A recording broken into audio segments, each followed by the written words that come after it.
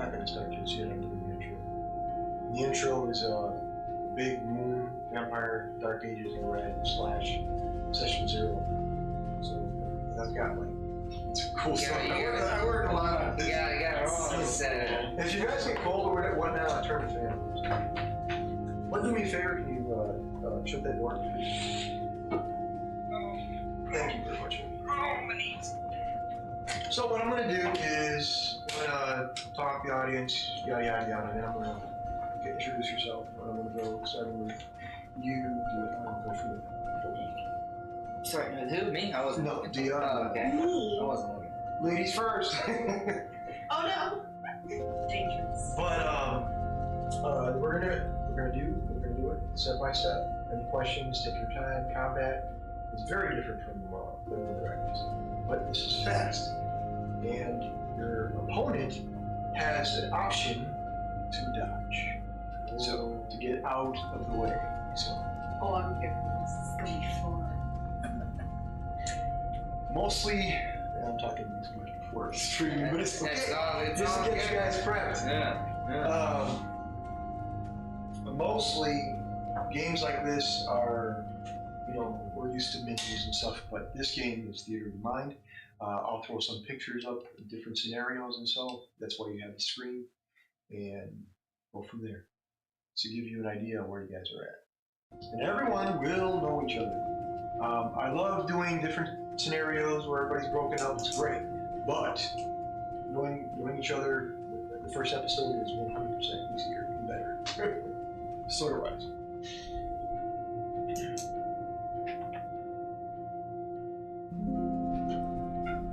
Any questions you have for me?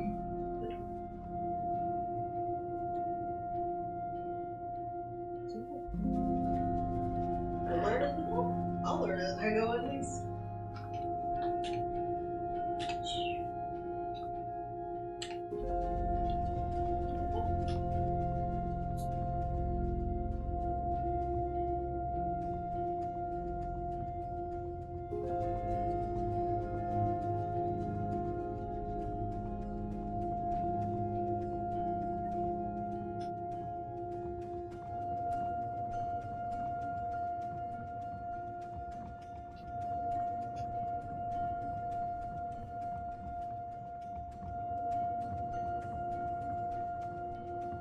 How was work today? I don't want to talk about it.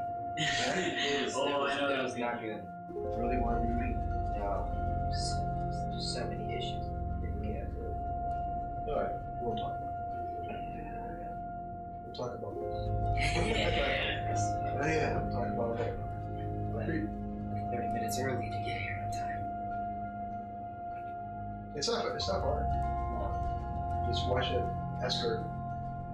I did not warn you about that, sorry. That's up at night.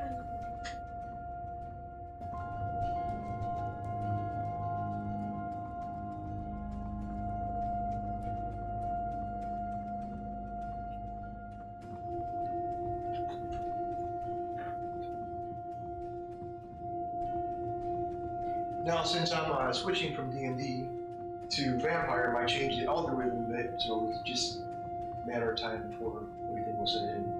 So we'll just give you a chance to boost. I'm hoping there's some big numbers. So, if not, we'll see.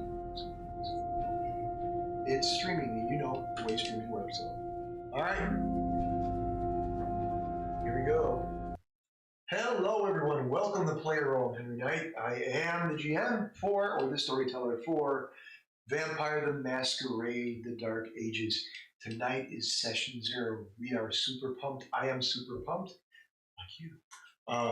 Well, let's start. To my right, we have. Hello, I'm Dia. I'm first time playing Vampire the Masquerade, but a long time D&D player. I'm also a streamer, cosplayer, and I have too much time on my hands. Oh, that sounds good. Hi, I'm Raymond. I am the husband of Dia Ryan. I also come from a D&D background, a lot of 5th Ed, but a couple of other systems as well. I'm also a cosplayer too. My name is Christian, but y'all can call me Minnie. I am a longtime D&D player, and this is my first time trying out Vampires of the Masquerade. So I am very excited to see how this is going to end up. Fantastic. Without further ado, let's begin. So, let me tell you a little bit of the backstory. See portal from one place to another. And what happened was the players, the characters, they found this rift. Well, the rift opened up and it changed the world of Dominulus, which is the world that we are playing in, where a vampire is going to be in. Now, what happened to the elves? What happened to... I want to make sure the stream is good. Okay, good. What happened to the elves, the gnomes, the different races of the fantasy world? They are still here or not? They started disappearing. The only race now in this world of Dominulus is a human race. Something happened to these individuals, these multitude of races. We will find out in the game. So without further ado, we're gonna do this player generation, this character generation. The best thing for you guys to start with is you look at your character sheet. You have the name, we'll do that later. For player, put down your name. And then chronicle, put down the city of Golden.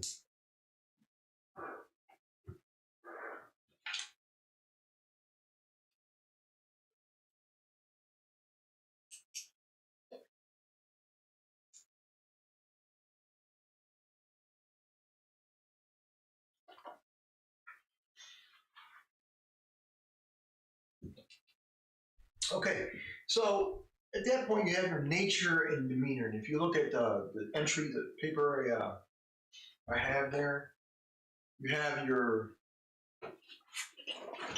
points, but we're not going to go over that. Nature and demeanor is, your nature is who you are, and your demeanor is who you present to be.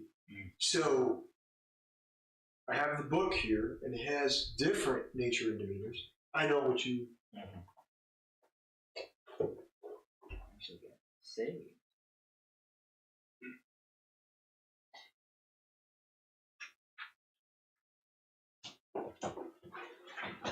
Yeah, folks, we're going over, we're doing the session 0, and this is Vampire the Masquerade: The Dark Ages. We're going over character generation.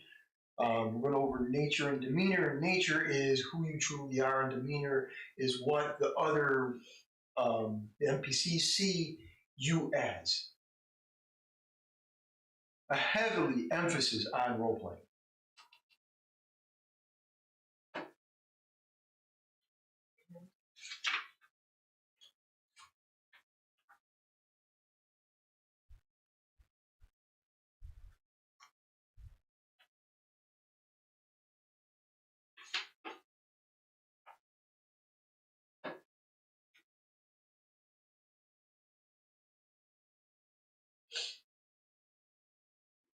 We're going to have lasagna tonight. Mini legs. Mini legs. Ain't nothing like coffee at 7 p.m. in the afternoon. Oh no. So do we choose 2 of these archetypes, or is it just one for... One for your nature and one for your demeanor. Okay. Ooh. So, for example, if you are a caregiver for your nature, you're going to hide that from people, the NPCs and the people. Oh. And the demeanor is, here's another one. Let's say you're a dictator or a director. So the director part, meaning out of the whole group, you'll always be the one in there saying, okay, follow me. I'm going to go ahead and plan things out specifically. That's what a demeanor is. Okay.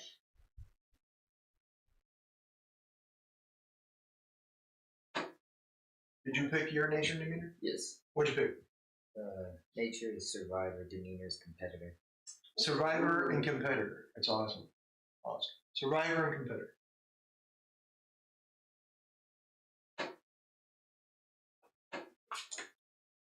There's a few things I didn't put in the. Did you want to look up? Oh no, I just looked at the other page just to see what they are like in depth, but I like the symbol wordings. easier to make in my brain.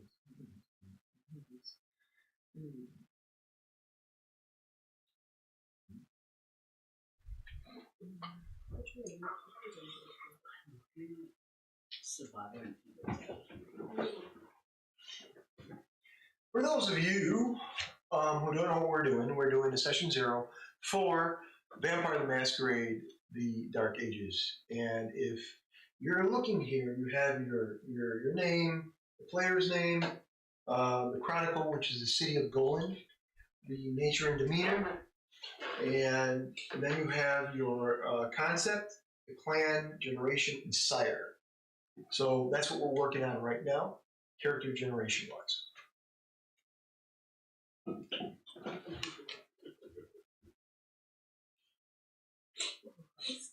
You have your nature and demeanor? Yeah, I've gone for innovator and survivor. Okay. Awesome. All right, so from this point on, your nature and demeanor, we're going to go down to concept. The concept that's pretty much, imagine like an artisan, a beggar, clergy, something like that. A heretic, a knight. You see yourself a rogue almost, stuff like that. And we all know what a rogue is because we all play D&D. Yeah. I'd be very sneaky, man. Yes, yes. Okay.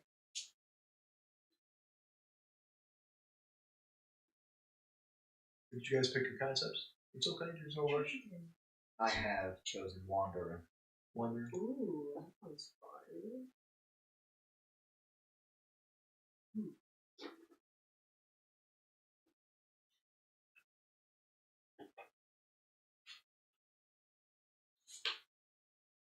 And concepts are more like generalized thing. There's no sort of like set list, is there? Yeah, there is here. Oh, there is. Cool. If you want to. I love lists. Yes. I love lists. Yes. Yeah, there's certain things I didn't put in the printout. Clans and concept and nature and demeanor.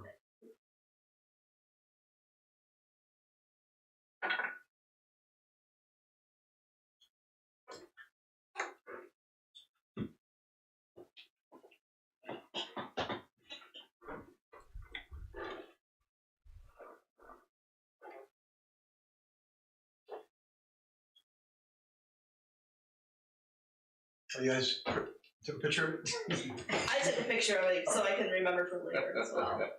That's awesome. Great, I got it. All right, so from that point on, you have your concepts, you have your nature and demeanor, your clan. Your clan will dictate what abilities and what you should have under your physical, social, and mental. That's why we do this first. That way, when you distribute your points, you'll know what you're going to have. And so forth. Okay, so clans. I have a book out here. So here you go. Thank you so much. You're welcome. Here you go.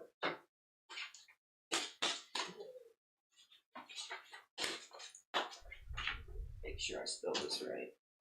What's that? Ventrue. Ventrue, yes. Nice.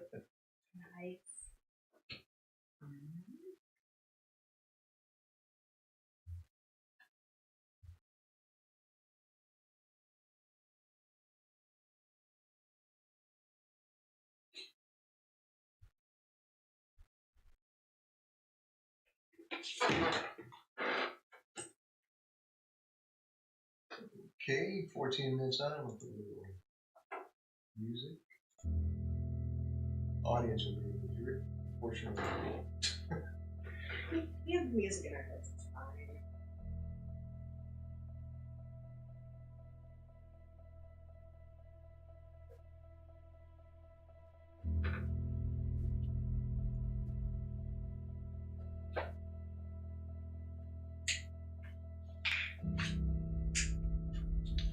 clans are very important because whatever you pick, and I'm going to go around one by one, because clans will determine who you are, even under nature and demeanor, and we'll explain things further.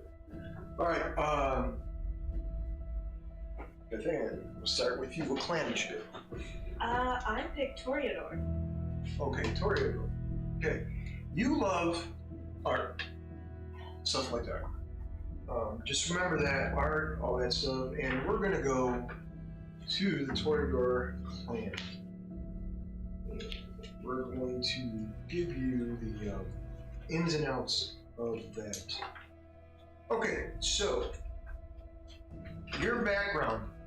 You may want to put this somewhere or maybe highlight it. For backgrounds for Toreador, you will select anything to do with art, teaching, stuff like that. You embrace mortals. That's your impulse. That's for Toreador. Now, for your social attributes, your primary. Make sure here. Social attributes are usually primary. Your social attributes are primary. So wherever you put your points in, the highest amount of points will go in your social. That's for Toreador. Now, your background are often resources, herd, retainers, stuff like that. And this is a big one. Your road is normally humanity. It's all the way in the bottom where it says road. Okay. In the sheet where it says discipline, if you're looking where it says discipline, that's your vampiric powers. You have 3. Aspects, celerity, and presence.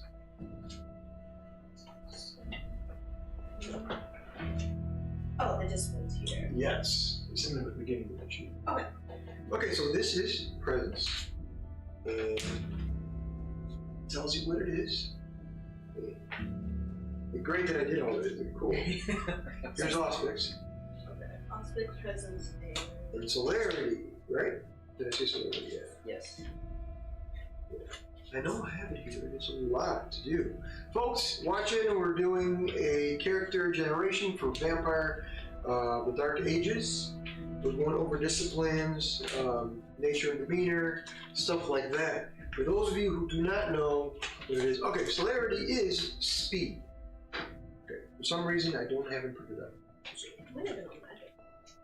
Oh, no. So, celerity, kind of like the word solar. Celerity is speed. Okay. It gives you extra multiple actions, and you have no, you'll be able to use it to your full extent. We'll explain all that later. For some reason, there's another one. There's 2. All right, so you have those.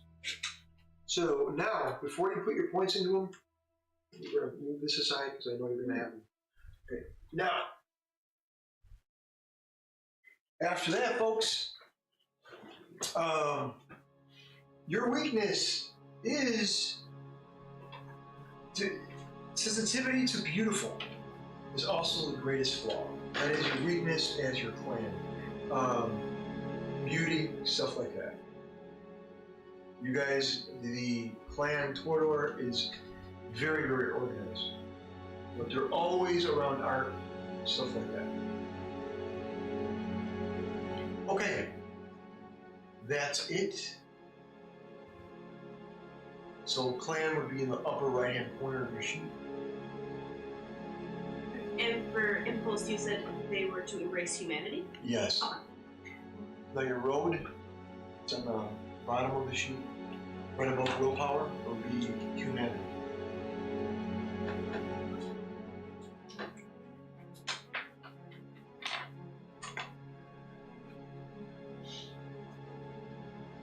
Okay, what did you pick, Ray? You like Raymond or just Ray? Either one is fine. Okay. I usually only get Raymond when I'm in trouble. So. I But I picked Toreador as well, so that's why I've been furiously racing. Toreador, 2 Toreadors. Okay. All right. So you're pretty much caught up. 2 Toreadors. Fantastic. Got your concepts.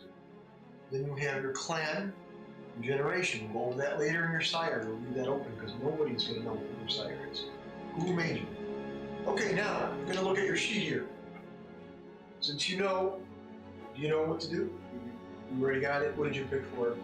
For a clan? Yes. Venture. Ventrue. Okay. Now, there's a few things that you went over last time? Mm-hmm.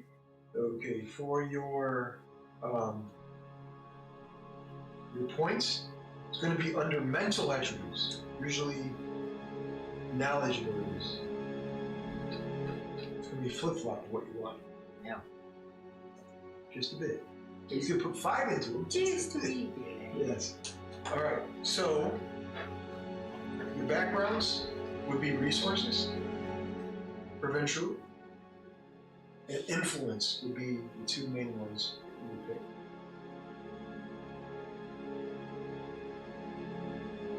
Your clan discipline, did I give them to you?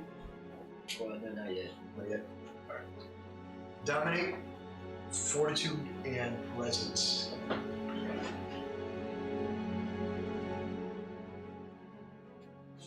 Okay, we have presence here. I know I have dominate, I saw it. Alright folks, we're going over to disciplines right now. Dominate, right here. And fortitude is not going to be in here. Fortitude, I believe, is...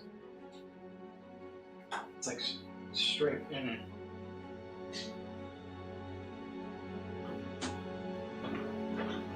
Okay, folks. We're going to go... We're going to continue on. Here's where the fun begins. Yeah. Alright, so you already got your disciplines, chronicle, nature, demeanor, concept, your clan, generation. We'll go over that shortly. Now, we're going to go over your points.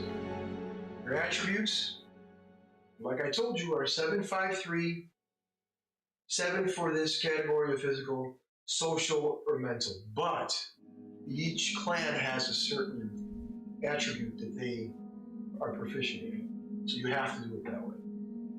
So for example, Ventrue would be mental, so you would put his 7 points under mental. But the 5 and 3, you could flip-flop them. Okay. Now, the way it works, you have, let's say you're going to put 5 points under social, but 3 can be the max in dots. You already have a permanent dot right there. So if you're going to do 5, so that means you could put 2 dice or 2 dots in charisma, which gives you a 3. That would be the max. And the other 2, you could put in manipulation and appearance, however you want to do it. So go ahead and do that. Remember, 3 dots is the highest. The max, yes. The max. Thank you. For now. Yes, for now. For now, yes.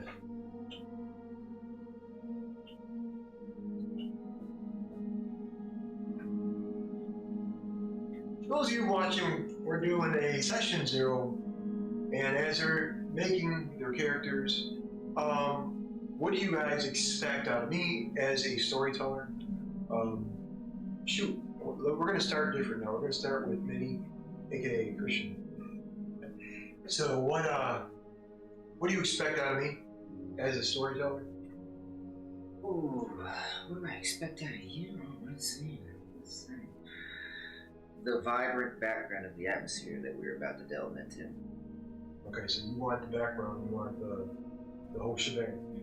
Okay. The ins and outs of tiny details, small details, no matter what it is. So if you're in the forest, you want to know in detail what's going on here. Alright. Ray, sorry. We're not in trouble. For now. Honestly, I kind of like the background as well. I like to know like what's happening where. I like building really like vivid image in my brain, the surroundings, you know, who's doing what, and what's going on. And I'm a very visual thinker. Okay, awesome. But then? For me, very much the storytelling aspect. It's like I love a good story where I'll like on my drive home I'll be like, oh, what theorizing. I just based on what you said, like the information that we're given, I'm really excited for that. Okay. So the story. So we got story, we got descriptions, we got the world, dive into the world. the lore and stuff like that. The lore of the land. The lore of the land. Gotcha. All right, you'll definitely get that. I love definitely dishing out some stories. For the points, the ones that are already filled in, do those count towards like the 753? Correct. For example, if you're going to put 3 points in physical, so you're going to put 3. So let's say you want to put 3 in strength, so you can only have 2 points, and then your last point you want to put in dexterity. Oh, okay. So the filled in ones don't count. Correct. Yes. Okay. Okay. I just want to make sure. Okay. Okay. I was thinking the same thing. Let's make sure I did this right. Just double check my handiwork, good sir. 753. 753. Yes, sir. Okay. But you can only have a max of 3 right now. Oh, yes. No, I'm just like, yes, you're right. I'm just sanity checking. Don't say don't. I'm the worst one. Yeah. Check. Like a max of 3 so far. That's it. As long as you know. And they do that with experience. You can go ahead and increase those maxes above 3. But we're going to go step by step.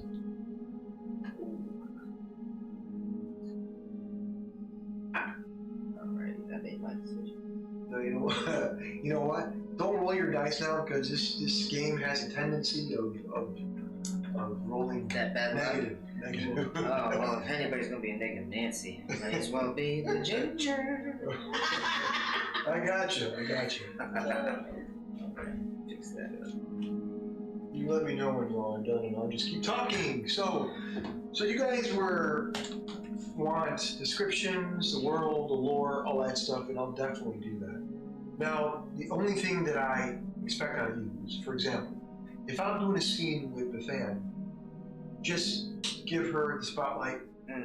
If you are itching to talk to each other about a certain scene, or you want to jump somebody in an alley, or something like that, or maybe hide in the shadows, text each other silently.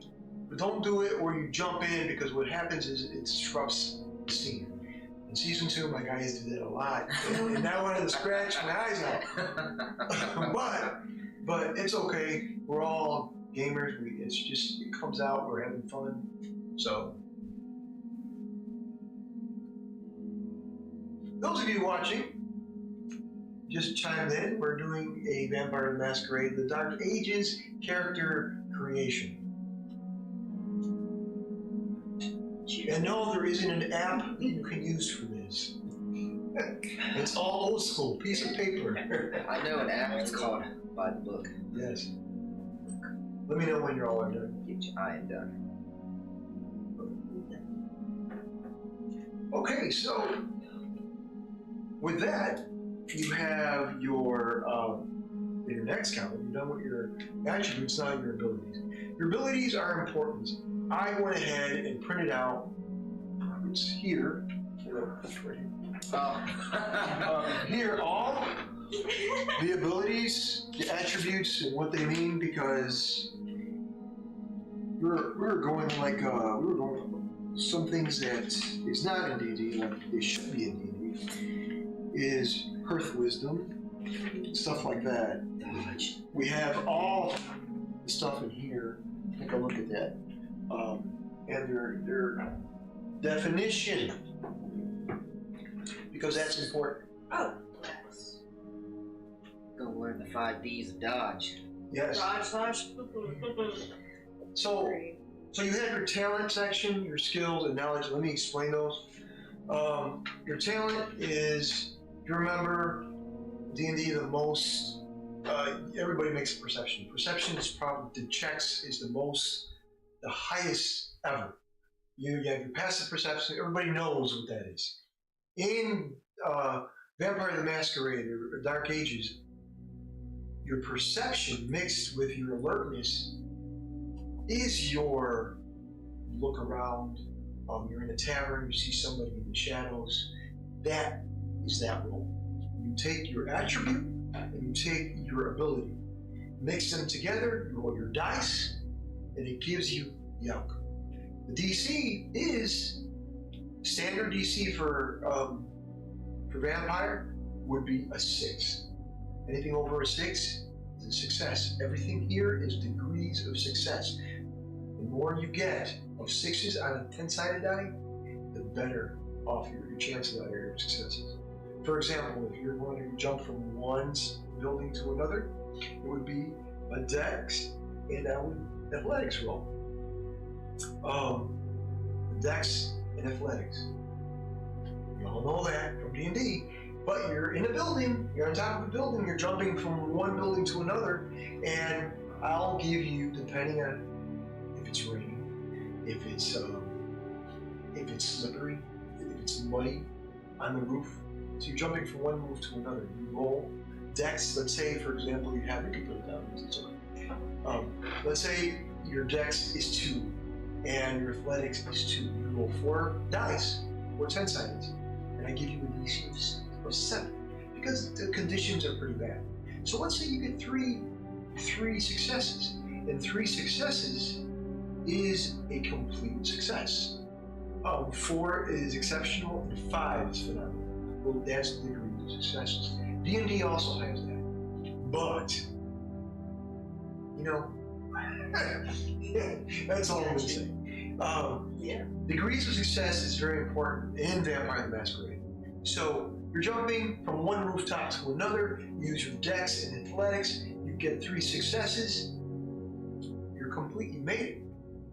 But let's say you get 2. You jump. You made it. Maybe you slipped a little bit. Grab onto the side of the roof, pull yourself up. Not saying you didn't make it. You just, it isn't okay. It's an okay jump because the weather, the climate, maybe you're being chased, stuff like that. So that's how the degrees of success work for Vampire.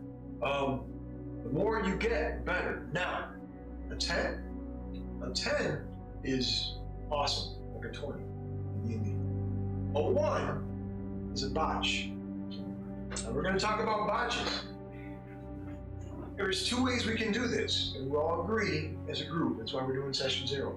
A botch in this game means it's a critical failure, meaning, let's do the scenario again. You jumped more than 1-1. You get more than 1-1 on a 10-sided. Let's say you have 4 dice in your pool. You get 3 1s. That 1 will cancel out a success completely. Oh, yes. Oh, I love that. You will until you do. So a 1 will cancel your successes, but more than 1-1, it is a complete critical failure. Now, the system, like all systems, has issues. So we can do it 2 ways. We can keep it like the system is. Critical failure is a critical failure, meaning you trip, break your leg, you fall down 3 stories. It's going to hurt. Or we can just say it's a failure. Let you guys decide if you want the action part of it, or the more than 1-1 will just cancel your successes, which means you get no successes, meaning you fail, but it's not a critical failure. Oof. I know. It's the higher stakes, and I'm here for it. Yeah. I'm here for the higher stakes. Okay. Oh, this is going to be very fun. So the 3 of you, the other 3, George, Christian, and Eli, who could not make it this evening, and hopefully Andrew, just to let you know, whatever decision is made here, They get repercussions. Critical failure is my vote. Critical failure?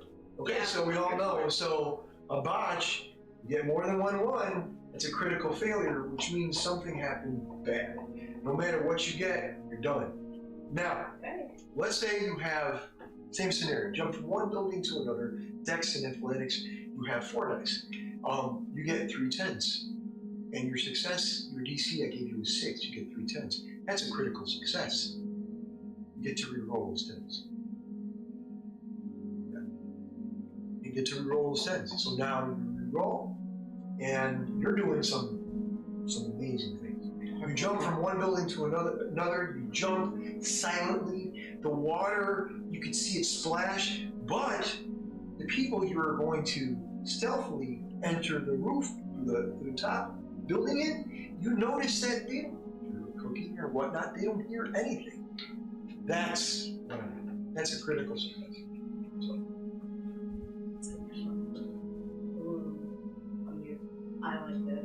I like good. Or you could have it this way, where you get a 10, you get 3 10s, you don't get to re-roll, you just get 3 10s. It's still a critical success. The other one is a little bit more OP. OP's one of my favorite To me, I like the OP part because it's like if you're getting into a brawl with somebody and you get 3 10s, you not only hit them, you broke their jaw, their head spun around and hit the wall, and so forth. Stuff like that. So whatever you guys decide on botches and critical success. We decided on a botch. We're gonna go bad with that. In critical success, do we want to roll 10s or not? I think we should go the opposite of botches, so that way I do like the idea of having to re-roll after success. I like that idea. What do y'all think? I do too. Okay. Fantastic. Okay, so we got that. So now, your talents. Talents, skills, and knowledge. Now we all know knowledge would be your column, Minnie. Yes. Ray, Nathan, your column would be more like etiquette and stuff like that. More to do with performance because you guys are total.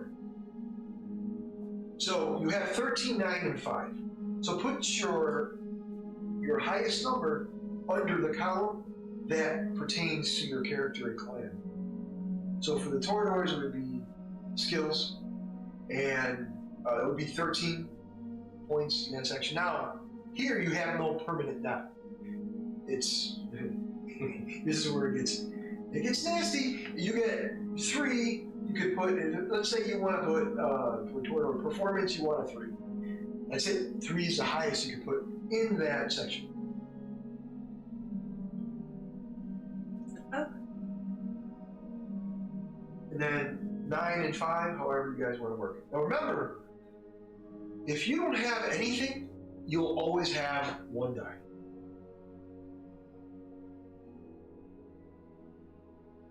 Now I know many when we tried doing your character before, that was where you put 5, it was 3. I checked, just to be sure.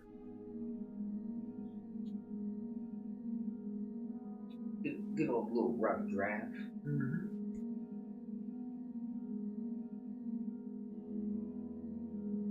Those of you looking in, checking in, we're doing Vampire the Masquerade, The Dark Ages.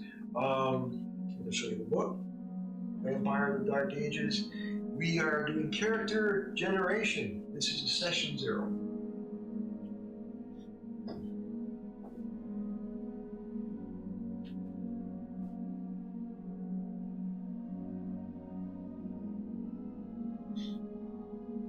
Your talents, everybody wants to put your talents in your certain column, go ahead and do that. But your other ones, your 9 and your 5 numbers. Remember, brawl is fighting, dodge is dodging, stuff like that. Subterfuge is to do with stealth, stuff like that.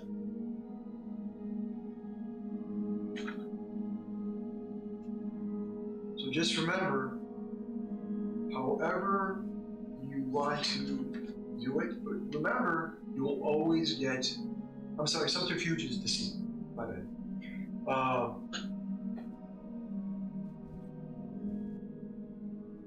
What else? Leadership is important, intimidation, all those things. But if you don't have it, you will always have 1 die to use. Okay. Alright, I'm getting the hang of this. Yeah, it's making sense. It's starting to. I'm here for it. Good. My brain is braining.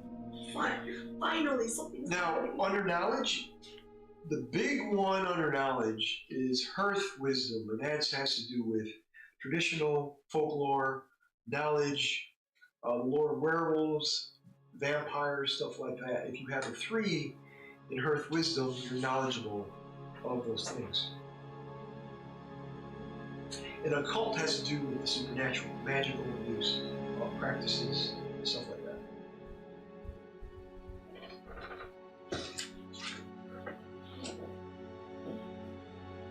Seneschal, this one is good. If you have a powerful figure who manages the house and affairs, basically, I gave an example, a butler, a retainer, stuff like that. So if you're a Ventru, like you are, and you have a retainer, somebody who takes care of your resources is very important. Because if that person dies, then they'll get to you. It's very important that you keep that person alive, well financed. Yes. That's the biggest column right there under knowledge. But everything is pretty much understood under talents. Does everybody understand the talent section? Yes.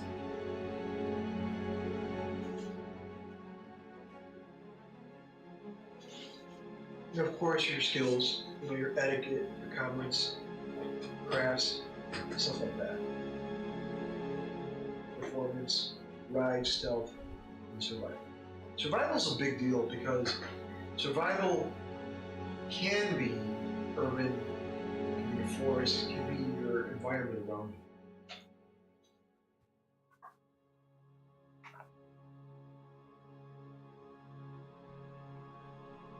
Another thing too, and I spoke about this before we started, violence. I have a warning, your discretion is advised.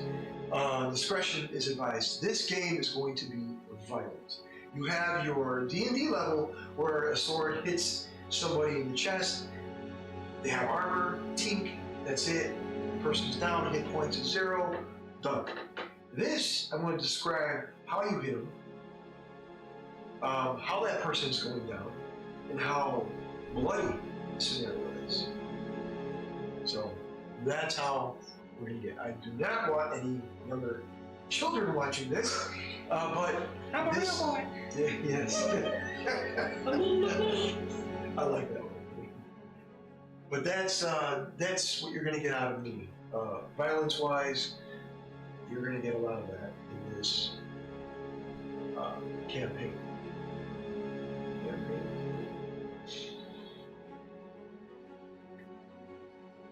Abilities are important, folks, because you're going to mix your attribute and ability, and that's very important. And again, if you don't have the rating, doesn't mean you don't have it. You'll always have one left.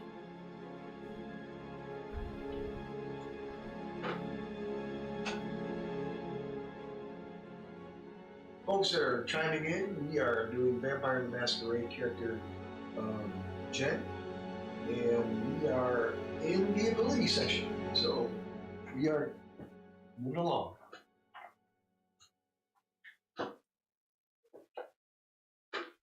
When you guys are done, let me know. Again, take your time. We have plenty. If you guys get cold, I'll turn the fan off. Something else. Cold shouldn't bother you. I got this fire on top of my head.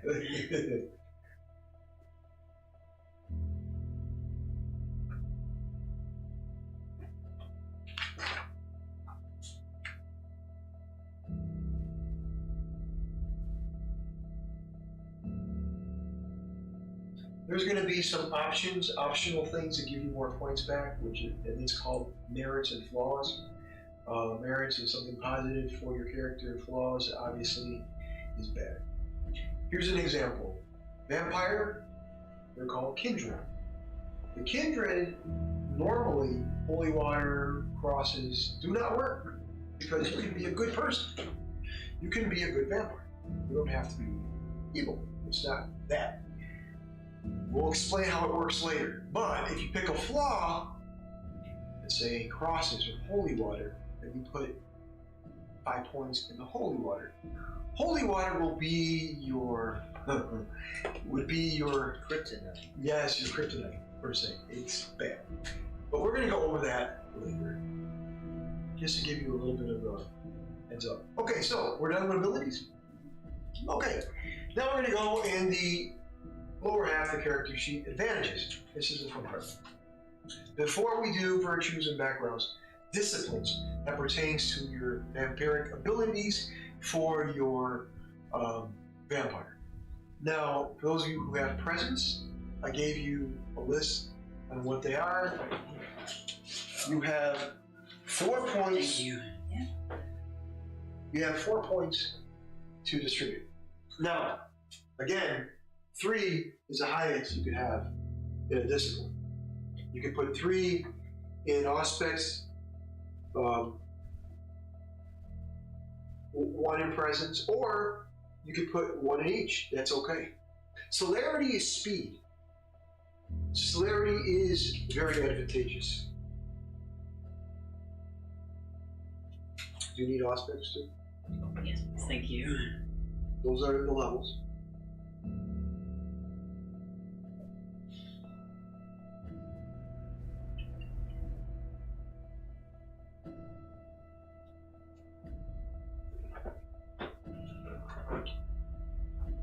You have the one you need, Fortitude? Fortitude is basically very self-explanatory. Yeah, that's your toughness. I might need to see presence whenever y'all are. We're going over disciplines, which is vampire abilities. Yes. Here's an example. In D&D, we use, hold monster, stuff like that. The monster hold, and that's it. In this game, there's consequences. So if you use dominate, a mental ability, to a human, and let's say that you rolled so good, you will own this person. That person will not even have a mind of its own. That person will follow you. You can say sit or sit, and good dog, he will sit, stand up, do whatever you want. That's how strong dominate is. At lower levels, not so much, but as you grow, it will be that strong. And the main difference is, let's say you fail. The main difference is this: you fail on a human, and you're being a supernatural, they will be immune to your dominating. That's the difference. That's it, a failure. There is no ins or buts. You fail, that human will be immune to you.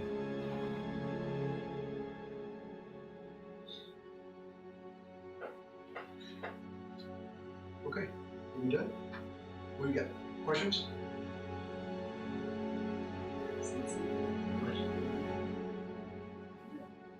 You good? All right, moving over backgrounds. Background, you have 5 points to go over backgrounds, and I'm going to give them to you. I'll read them out. If not, I'll just give you the book. Get out of here. I think if I didn't put them on there, I'll give them to you. Backgrounds are right here.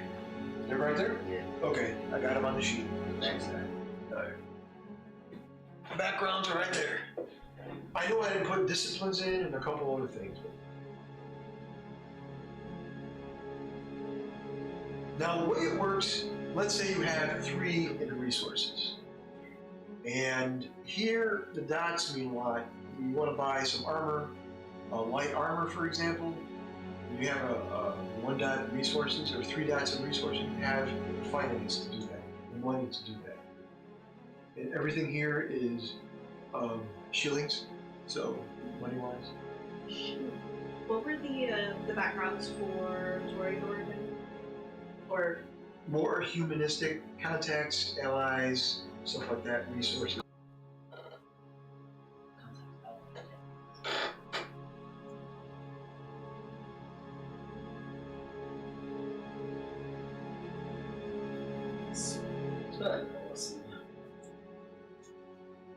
Yeah, contact, backgrounds are fun. Is it 5 points? Yes. We'll put 3 in one, and then we'll go from there.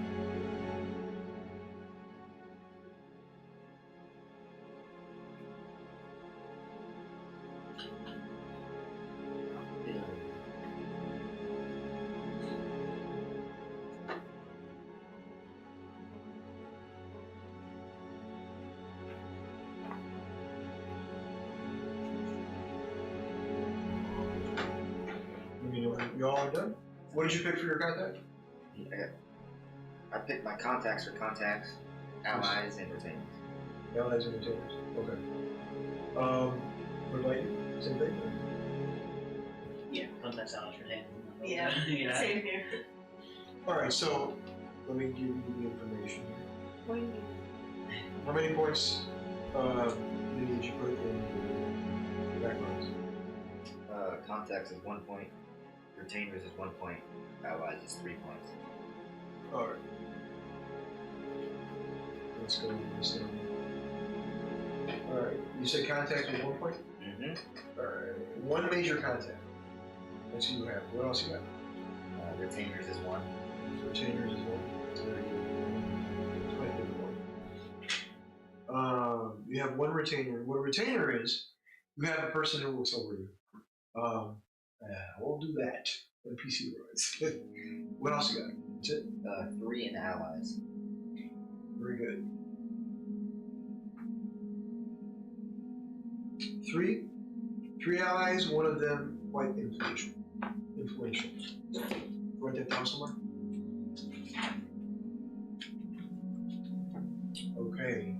Nathan, what did you pick? So I put 3 in contacts. 3 in contacts. Alright, you have 3 major contacts. Is that all you picked? 1 in allies. 1 ally, a moderate influencer, about.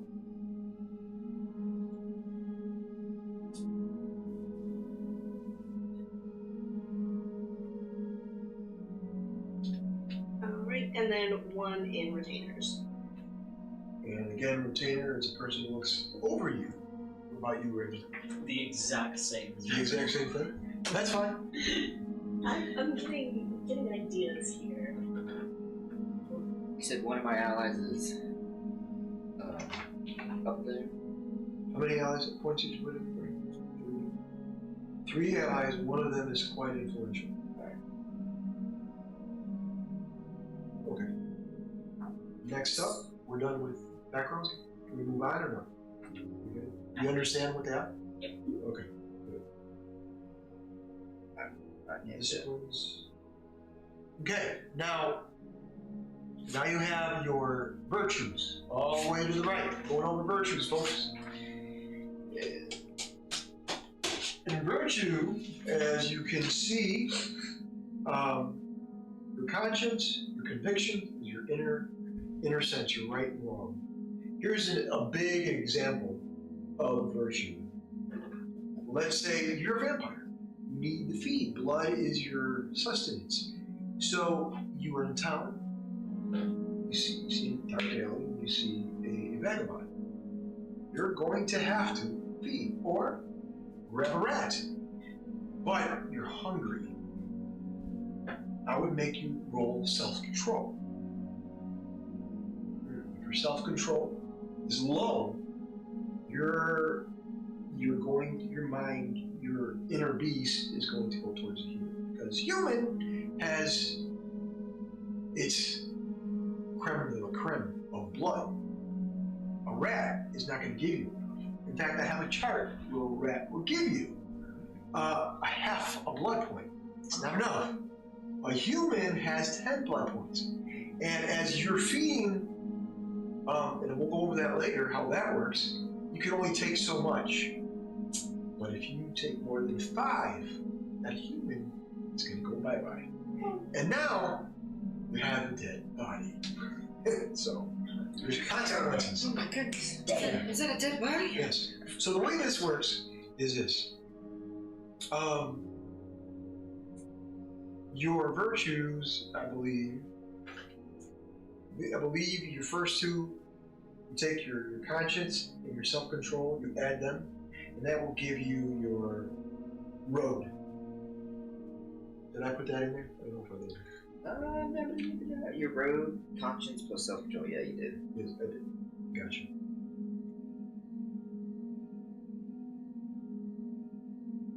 And your courage is your willpower. Or your courage will be the dots, will be your willpower. You gotta remember, these things are very important. And how many points do we put in Oh. virtues? 7. 7 points. Folks, we're going over virtues. And virtues are very important to a vampire. Courage is your face of danger. How well you could fiend off the enemy. Or, go ahead. Is there a max to? Is it still 3 is the max? Villain? Yes. Alright.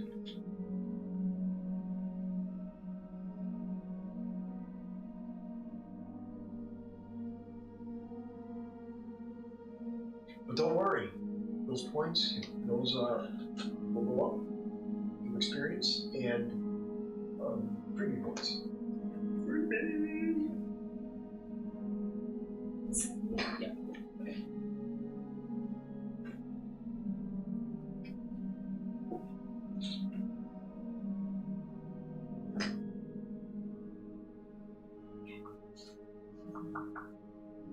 Now, the road. Are we done with that? Yeah. The road, I gave a printout to what each one is. It's under the virtue section, philosophies of a vampire. Then you flip over, and you should have them. If not, then I did it wrong. You have them or no? Yes, the virtue, or The roads, yeah, the roads. all the different types. Yeah. You have them? All the different types of roads. You have them. Okay, yeah. This is a big deal. Now, for Torador, it's easy. Humanity. For you, Yeah, a couple of options. you got a couple of options. Now, folks, it's a big deal because your road is your path, your belief structure. If it's low, you remember, and I'm going to focus on D&D. Paladin is my favorite class. I love playing lawful good here. So, a paladin has a certain path they have to take. They have an oath. They have the oath breaker. A road is the balance between the oath breaker and the paladin. So the higher the rating, the better control you have. Okay. And then that. Or the better you see your convictions. Okay. So if you have a path of humanity, And then how many points we go for that is based on how much we put in the conscience and self-control. your courage. Courage and self-control. That will go up. Path of humanity, the road assumes a certain amount of morality. Philosophies are very neutral in some situations. They will treat people and humans first, no matter the situation it is.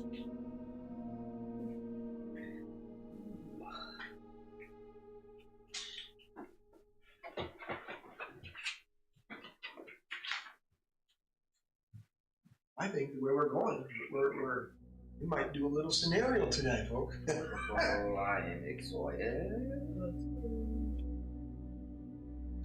This road choice is going to be difficult. That's fine. I think we're gonna have fun with that.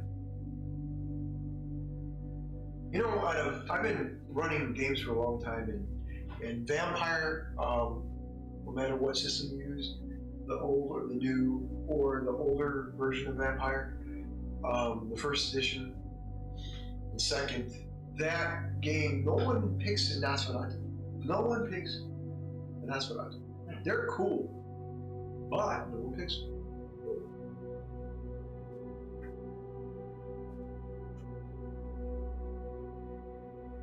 So as you guys are doing that, I'll tell you a little bit about the world. The world is dominionless. And let me see. I will have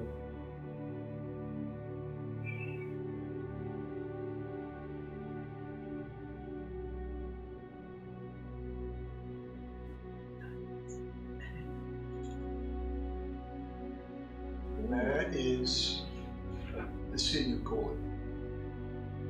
Parts of it.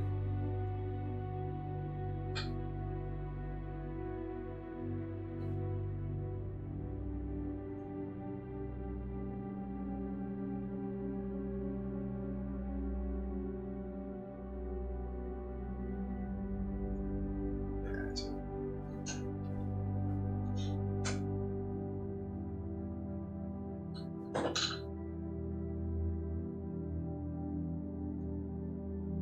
We're going over character generation. We are in the role section, the willpower, virtues, the advantages section.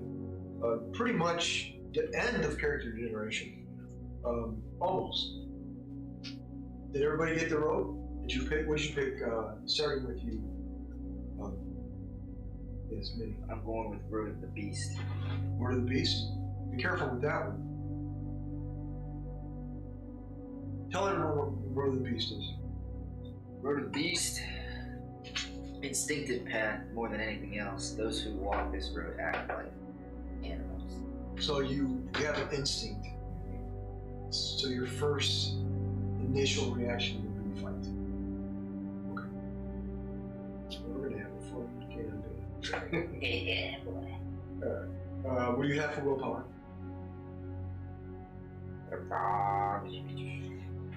I didn't make it that far. Okay, that's fine. Take your time. Willpower is courage, right? Yes. Alright, 4. Okay. Nathan, what do you have for willpower? I know what you guys got. Ready. 3. Okay. Pretty interesting. What about you, Ray? I have 2 willpower. So willpower. I think we're gonna have a very interesting time. Yes. Yes. I'm nervous to see the others. Gonna have a very instinctive. Okay. Now we're going to go over blood. Blood. You see there's 20 boxes. You guys are lower level or lower generation vampire. The upper right hand corner of your sheet you have generation. You guys are 13th generation vampires, which means your max trait, this is where it gets interesting. On any of these on the page, the max you could have is 5. Period. On anything. And we'll go over what that means in a second. Your blood pool size is 10, which means the first column of boxes, you don't have to fill them out. You just put 10 right there. As you use them, you mark them off. However you want to put it. No, I'm not going to do it. You got to fill them out. I don't do that.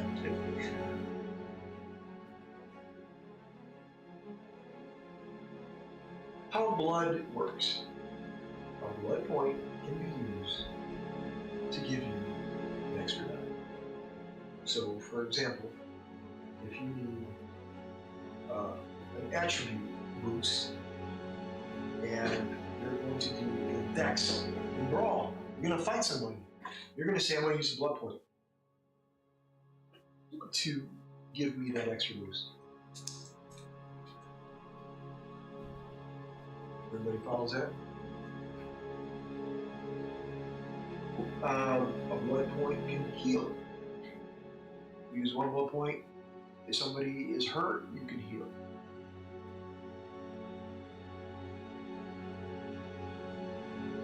A blood point for celerity.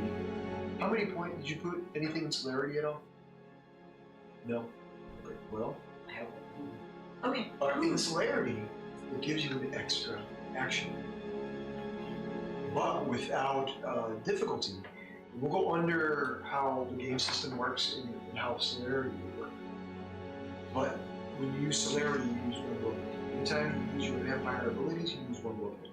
but unless it states you use it. Celerity is the only one so far that uses a blood point. Everything else is more skill-based. So I'm not going to fault you on that and say, I'm going to use a blood point when you don't have to. Because blood is very important. You wake up at night. It's going to be difficult for you to do. At night, you use a blood point. A blood point gives you, you don't use it, you lose a blood point. So you have 10, you have 9. It's the next evening.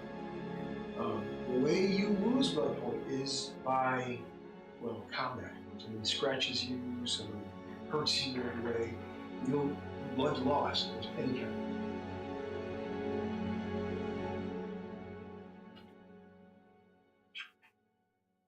Now, here's the fun part. Let's go back to that individual in the alley. This person is down, you fed on them. They have puncture wounds. You can take blood in the wrist, the neck, the leg, however you want to do it. But remember, you're going to leave puncture wounds. If you lick the wound, it'll disappear. Yeah. So I'll give you a little bit of lore to get you started, because you guys are 13, you're fresh, but, And being 13th generation, folks, you can only use one blood point a turn. So use it well.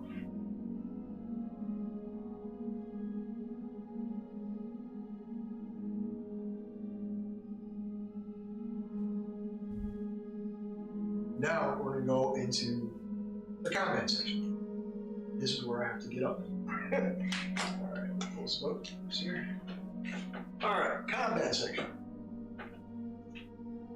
No, maybe not. Let's say I have combat initiative, right? Wits and alertness is your initiative. So if your wits is 2 and your alertness is 2, you will have 4 dice for initiative.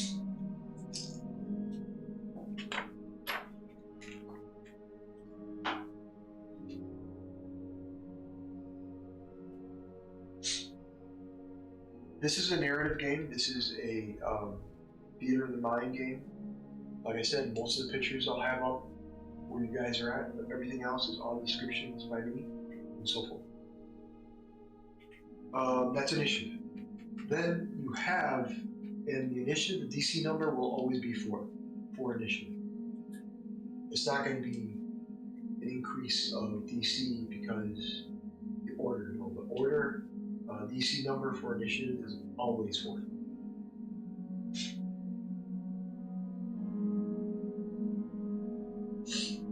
Now, how do we attack and how do we do things? Before you attack, if you do your initiative, you declare what you want to do. If you want to do, and we'll discuss this, 2 actions, you have to say, I'm going to punch and I'm going to dodge. Declare what you're going to do first before you roll. Once you do that, then we go by initiative order.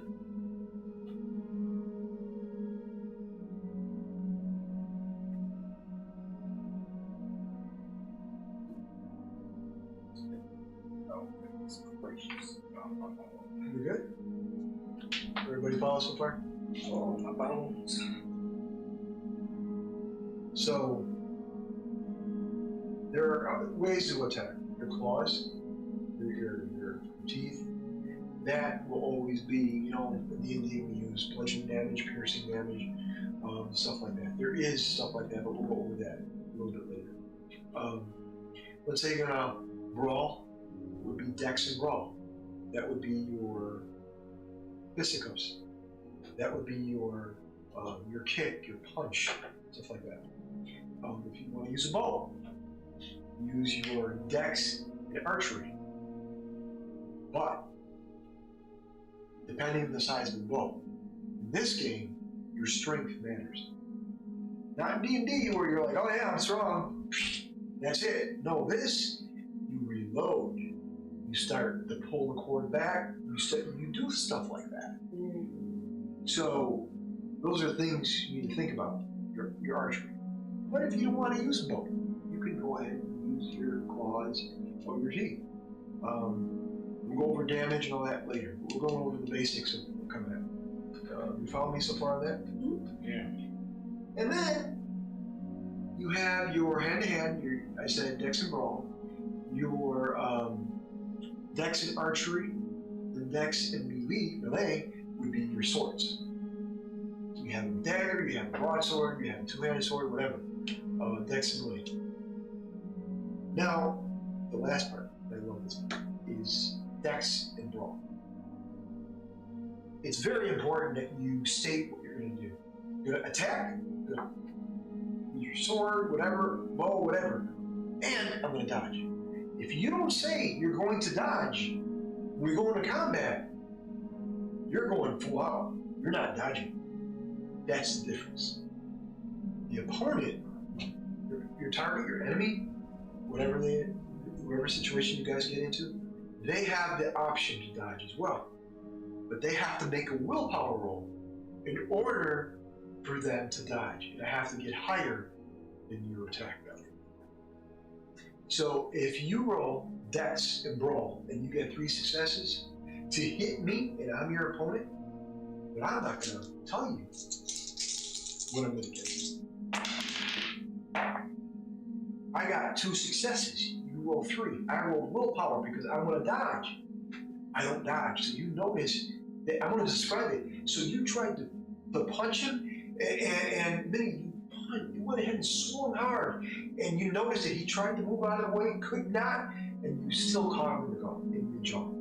So his head flung back, hit the side of the wall of the tavern, glass shattered, and so forth. That's what I mean. I'm not going to tell you, but I'm going to describe in turn what happens. Those are the 4 types of attacks, and it's very simple. It's not hard. Magic, all that stuff.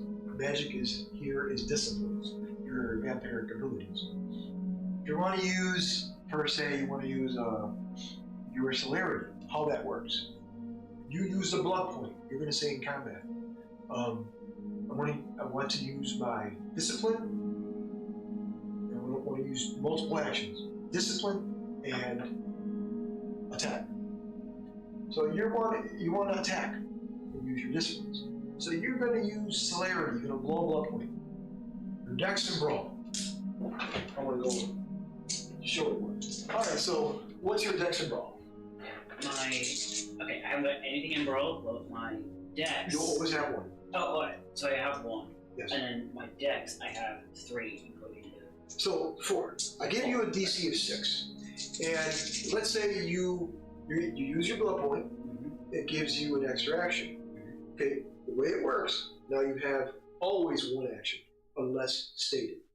You want to do multiple actions, you're going to have to state that first. You want to do multiple actions. Use your blood point, gives you another action. 2. How do you do that? Your dex and brawl is what? 4 dice? And let's say you want to do just attack, right? How do you want to do that? You want to do fisticuffs and then another hit. What's your dex and brawl? 4. And let's say you want to do a bit of archery, right? So dex and archery is what? So my dex, my archery, that would be 4 as well. 4? 5 because you always have 1. Okay, that's fine. Alright, cool. Sorry, I'm taking my No. on this. It's fine. So you have 5. So you take your lowest of your rating, which would be your dex and brawl, 4, and you split them. Those are your 2 actions. At DC of 7. See how it works? Okay. Okay. This is one way. Now the new way, the new vampire rules, the new way would be your dex and brawl is a total of 4 dice, right? And DC is 6. You get 2 actions. The DC goes up from a 6, 7 to an 8. But you subtract 2 dice. Okay. We can do it that way, or we can do it For those of you who are not here, whatever we decide tonight is what we get. Or take the lowest between your attribute and ability and split your action. So you want 2 actions. You want to hit. You see a 6. Look at that. Look, come on. So now you split your action. Action 1, you went ahead and got a 10. You roll a 10. And you decided. There you go. Boom. So remember, degrees of success. Anything more than a 2 is considered phenomenal. Okay? So that's how you do multiple action. But you don't have to do that. But celerity gives you your 5 dice. 2 actions, 5 dice, without splitting. That's what celerity does. I see what you were saying. Your power was like important, really good now. Yes, that's how celerity does, because you're faster. Now, initiative. Let's say you want to hold your action, right? You want to hold your action? Minnie wants to hold his action, so Nathan goes first, Ray, and then Minnie. You want to hold your action. You hold your action. She goes first, and you. And then let's say we have 3 other players. Then, before that last person goes, I need you to take your action. You, or after they're done, then you go. So after the last person goes, then you would take your action. Or you can go whenever you want to. You can interrupt. Oh, I love a held action. I love a held action. That's what I like to hear. Oh yeah. That's how you guys want to do it. That's fine. That's the way combat works. Now, after you hit the person, now you have your health damage. How does that work? Well, you grapple somebody, your initiative is -1, grapple. That's why you say declare what you want to do. You want to grapple him, you want to punch him, you want to punch and dodge, stuff like that. The roll would be strength and brawl for a grapple. If you want to block, the roll for that is dex and brawl. Everything is pretty much dex and brawl except body slam or grapple. That's just tell me what you want to do. I'll give you what you need to roll. Damage would be your strength +1. So what's your strength right now, William? My strength is 2. 2. So it would be 3. So roll 3 dice right now just to see what you get. Okay. Your DC for that would always be a 6 unless suggested. So that would be 4, 9. 4, 9. No, you don't add them. There's no add 'em. Yeah. So it's still like the D&D mindset. 2 and up is a success. 1 is the 2 and up is critical fail. success. Okay, So that's 3 success. so it's 6. You only got 1 success. No, 6, yes, my bad, 6. Right. 1 success. 1 success. Okay, cool. So you look at your sheet, folks. We're going over damage. So right now, you hit the person. It's 1 slash. This person is human, not a vampire. In order for a vampire to be extremely hurt, see this bar? This is column of boxes. Slash, slash, slash, slash, slash, slash. There's no negatives.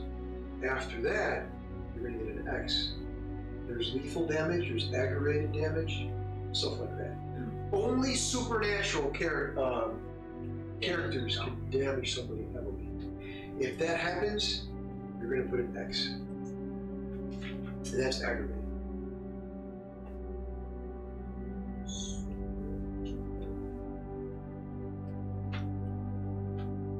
I have on the sheet, I have the last part of the sheet. I've got the example of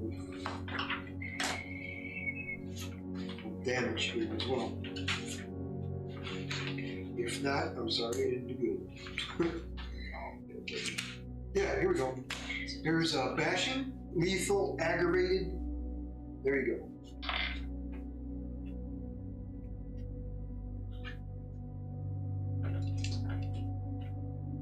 that's how you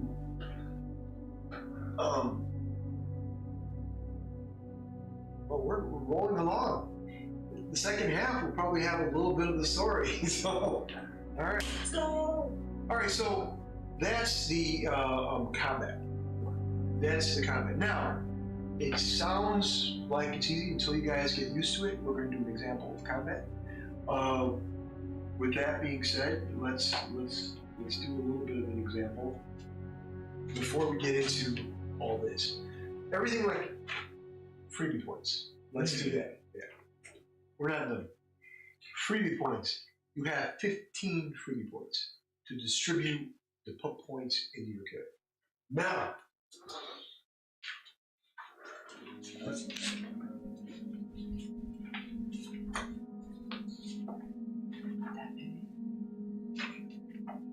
before you guys do that,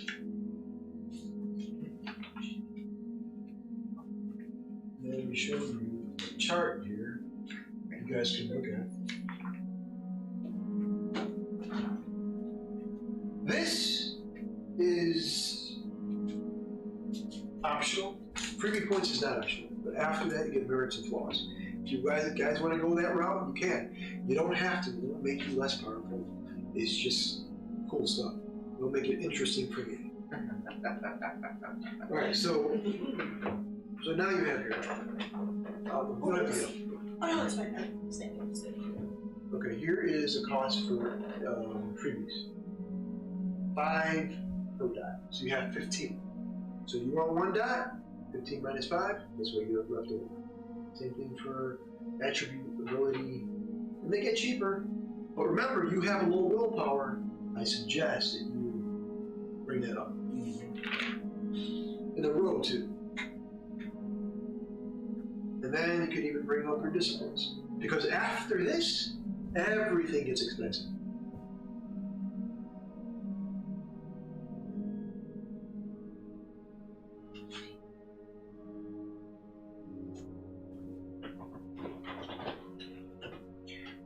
Folks watching, we are talking about making Vampire the Dark Ages character generation.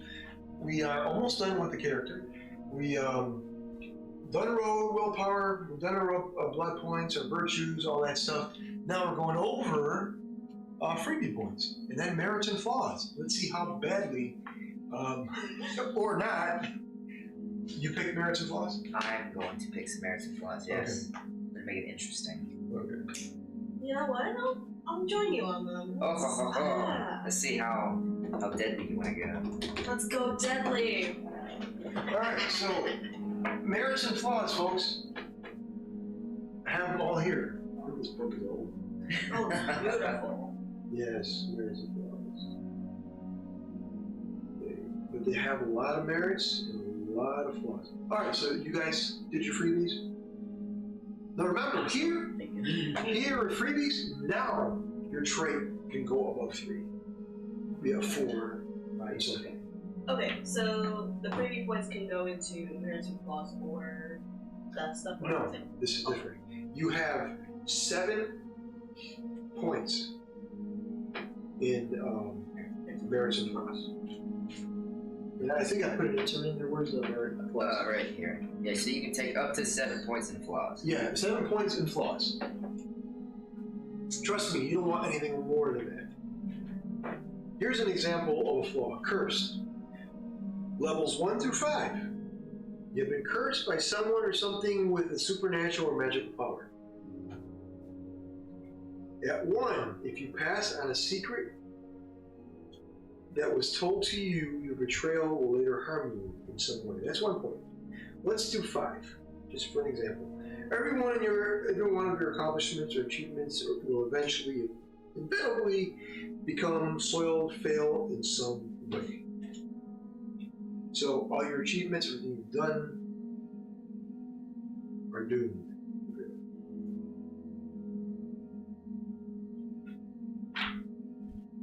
Whenever they're done with the freebie points, I'm going to use that book. Okay. Definitely. And I have the merits and flaws here as well.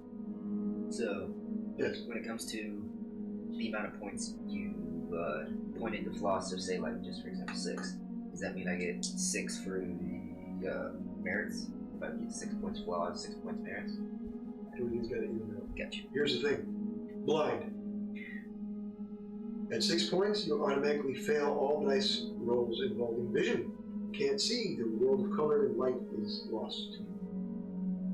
Don't do that. I know you want to. No, not that one. It's a different one. It is a different one.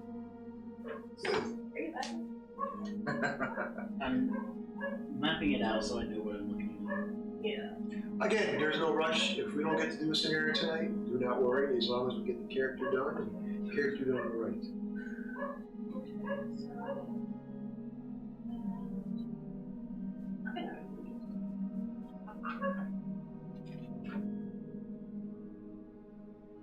Did you want to look at the merit flaws? Oh, yes, please.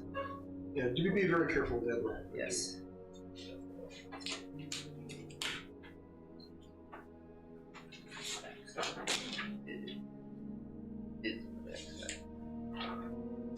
Everyone watching, we're going over Vampire the Masquerade of the Dark Ages. We are looking at merits and flaws, freebie points. They're making their characters a little bit nastier. There we go.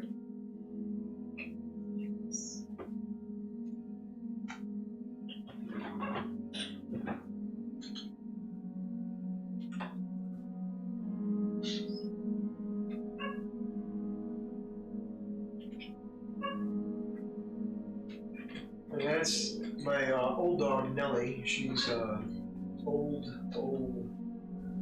She barks at everything, so it's hard to not catch her on the mic.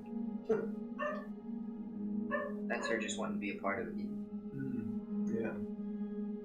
That's that background noise in the Dark Ages. Yes.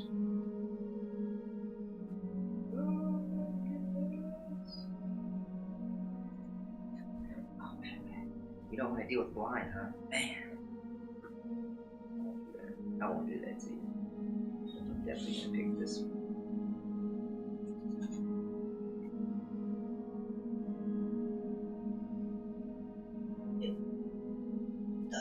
Done with this. Did you want to look at the reading one? Yes, I will need that book. That's a note. Here, I'll get it. I will get it. I will do all the moving around. Thank you. No problem. There you go. It's right here for you. Thanks, mate. No problem. Alrighty. That's one.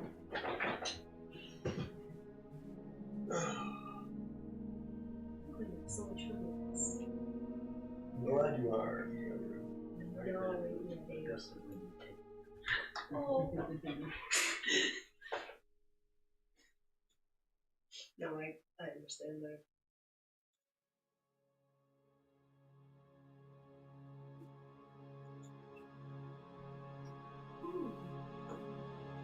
This is the world of Dominions. This is the map of the world, part of it. City of Golden, right here.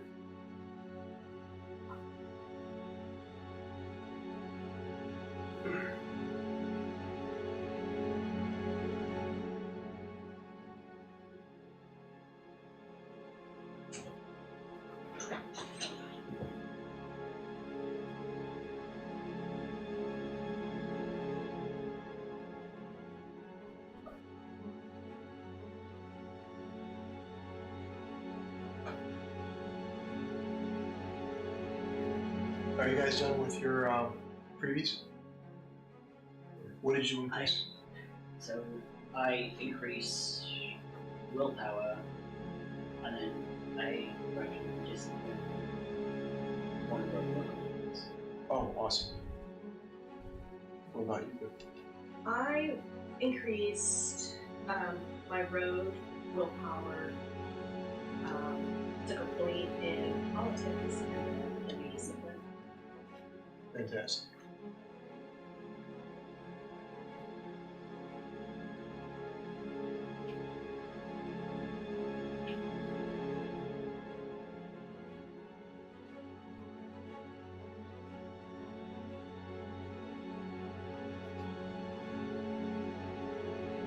What about you? What did you put? For Freebies. I haven't done that yet. Oh, so you're looking at That was yeah.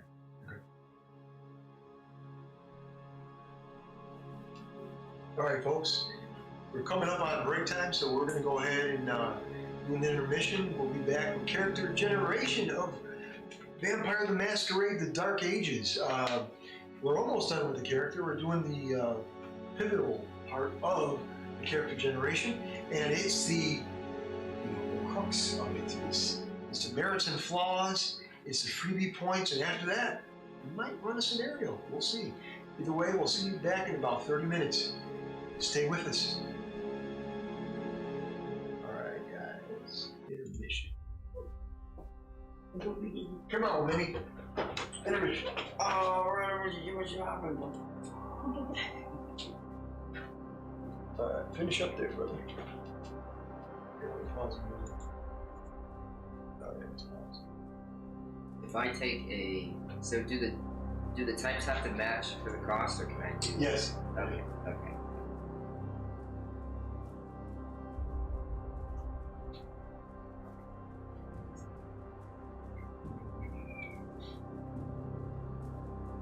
You ready? We got 30. We'll be back. We got time.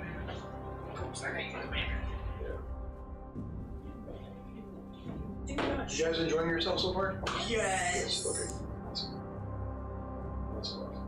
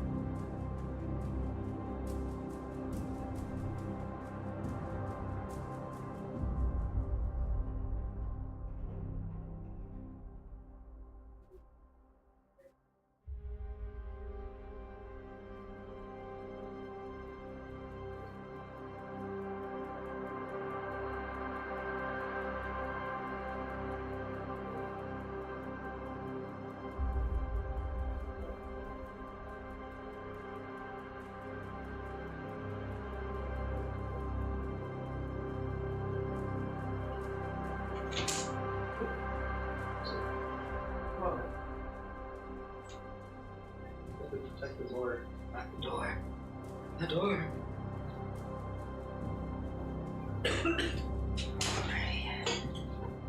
Here, take the flaw for now if you want to do the flaw. Goodness gracious. I'll take my freebie points out of the way. That way we're not waiting on both of the things that I got. So, when you take a flaw, it has to be from the same character. So if you take a flaw from awareness, you get a merit from awareness. And up to 7 points via all the categories. So say, for example, you want 7 points, which is crazy. You can have, say, 4 in awareness and 3 in physical, for example. And then you'll have 3 points for merits in physical, 4 points for awareness. All right, we are back from break. Thank you for those of you who stay put. Thank you very much for doing that. We're working on character generation, Vampire the Masquerade, Dark Ages. So we are at the freebie points and merits and flaws section. And you guys are done with freebies, right? I'm doing my freebie. I'm getting them out of the way. She's working on her flaws because I'm going to come back to flaws and merits. Okay. Now, what is a merit and flaws? Merit is something good, very positive, that'll help you out in the story, help your character out. A flaw is exactly what defines a flaw. You know, if you're colorblind, if you're paraplegic, and there is paraplegic in there. There is. That is insane. There is. How do you play that out? But it's You're wheelchair bound. You would be surprised. It's how people pick their characters. The stronger your flaw, the more difficult it is for you and the game. So that's where we're at right now. If you have any questions online, jump down in the comments, and we'll try to answer them to the best of our ability.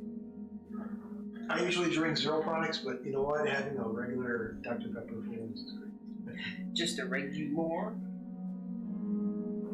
I'll have to bring some Death Wish coffee next time. Never had it. You definitely don't want it. Why is it? Death Wish coffee. It's got so like an 8 ounce to 10 ounce cup of coffee for that specific company is like 300 to 400 milligrams caffeine. 8 ounces of coffee. How do you not? I mean, not explode? Not explode, or you sleep at all, or you stay awake for a week? I used to prepare a cup of coffee before work every day, and I'd automatically have it brew, so when I wake up, it's ready. And I would just fill my container here of just the coffee, and it helps stay awake for that hour and a half drive to work. Who has the highest in contacts or allies? I got 3 allies. 3 points allies right now. That's without freebies. Without freebies, also 3 points for contact. Now, the way it works is, let's say that you guys don't have enough money to go to buy your provisions. So many you have 3, and let's say you have 2 resources. So now you have 5. So now you do have. So it's You guys, everything is pooled together. Yes. That is nice. Alright, so. So how does the merit for work again? Sorry, I think it was that. 7 points. 7 points. So if you have 7 points of flaws, you have to balance it out. 7 merits, 7 flaws. Can't go any near that. Does it have to equal 7, or can it be less than 7? It can be. Yeah, less than 7. It's Okay. I just want to make sure.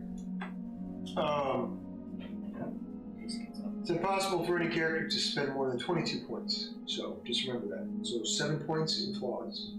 You don't want 7 points in flaws. Unlike you. When I put freebie points into, say, courage and the virtues, so if I put an additional point in courage, does that also get an additional point in the willpower or road? No, everything is. So what do you want to increase? I put 1 point into courage. Does that also increase this since that went up? Because this is based off that. Good point. Good point. No, now you have to spend money to increase. Got you. But that is a great point. Yeah.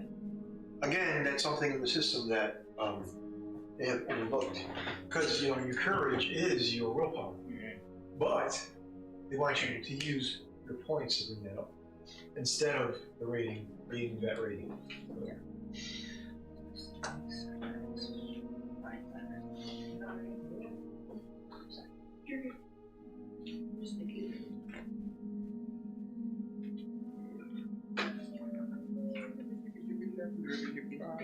You can take them. You're good? You need more?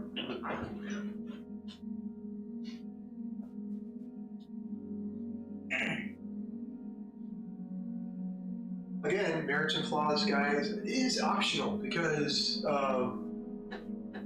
merit, again, will help you out. Flaw can also help you out. Well, actually, flaws will help me out. Because the more flaws you get, the more enticing your character will be.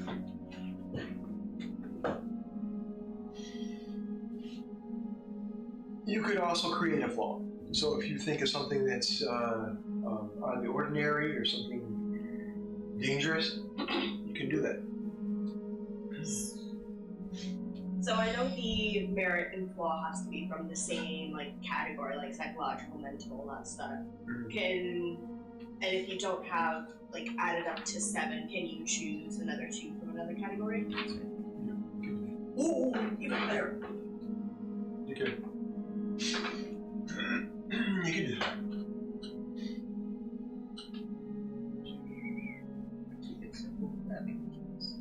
After we're done with merits and flaws, then we're going to do an example of combat, and then we're going to go over your contacts and allies more. And then we'll do scenario.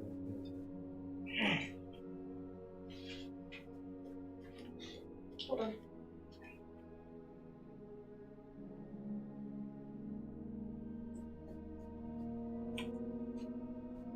Just so you all know, I get into character at all times. And hopefully you guys will enjoy the NPCs that I have.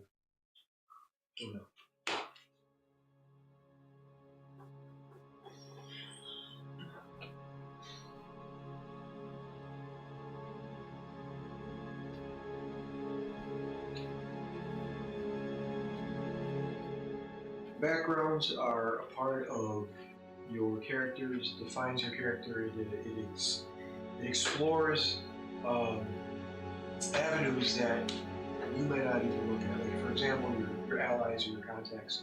That's something for me to do, but also you have your retainer. Do you have any resources? Me? Resources? Yes. No.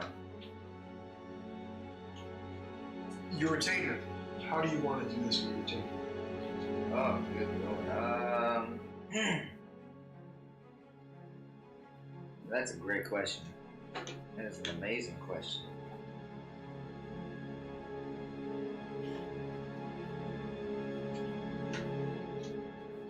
Do you want to think about it in the background, or do you want me to? Probably you.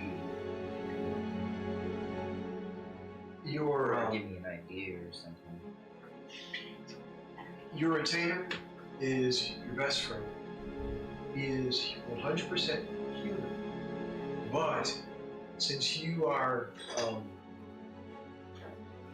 vampire, we'll go into the lore. I'm not going to give you a lot of the lore because I want you guys to explore it in the game. But I will tell you that the human that's helping you out is your retainer. He's your best friend, and he will look out for you. He knows the group as well, so you guys are all together. How we got there, we'll be exploring that, hopefully tonight, if not in the first episode.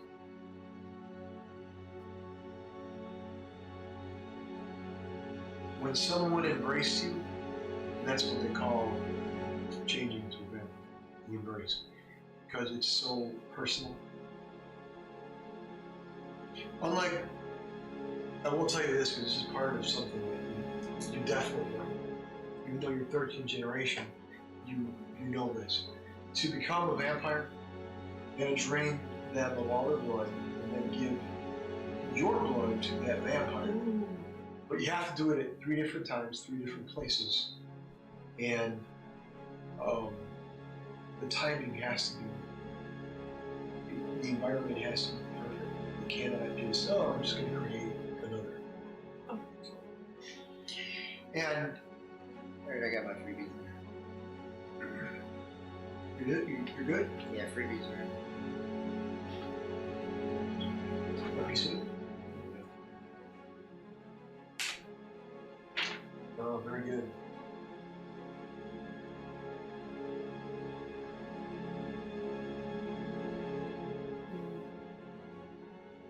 So you have dominating fortitude. So your stamina is technically 5 fortitude.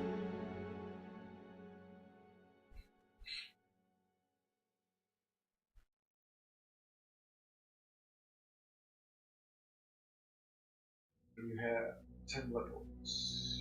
Okay. Fantastic. A name for your character.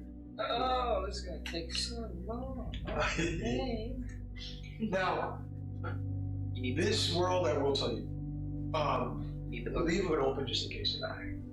Just put it over there and it's on. This world, you can still come up with medieval name, which is fine fantasy. Because remember, the elves, the dwarves, the gnomes, they disappeared.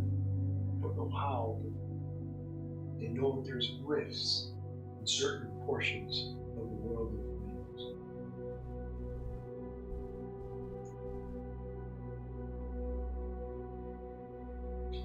One of your contacts, you said a 3?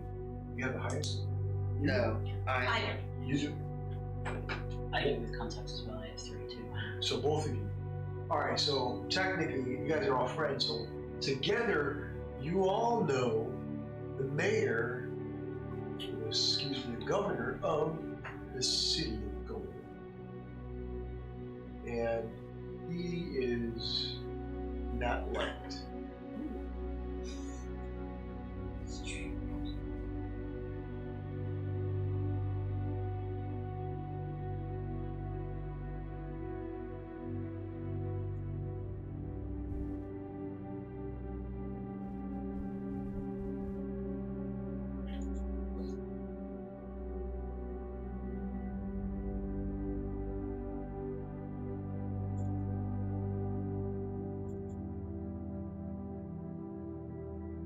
look at that Talio gentleman right there. Beautiful. That's his name. Rickton is his name.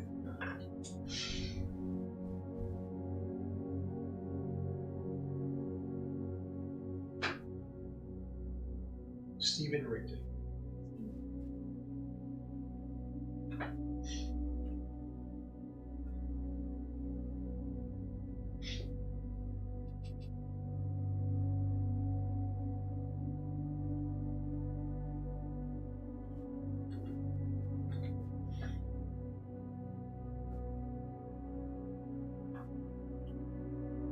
So,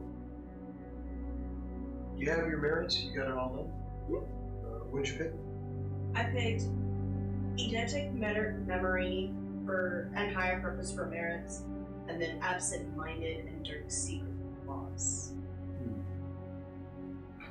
Very, very interesting.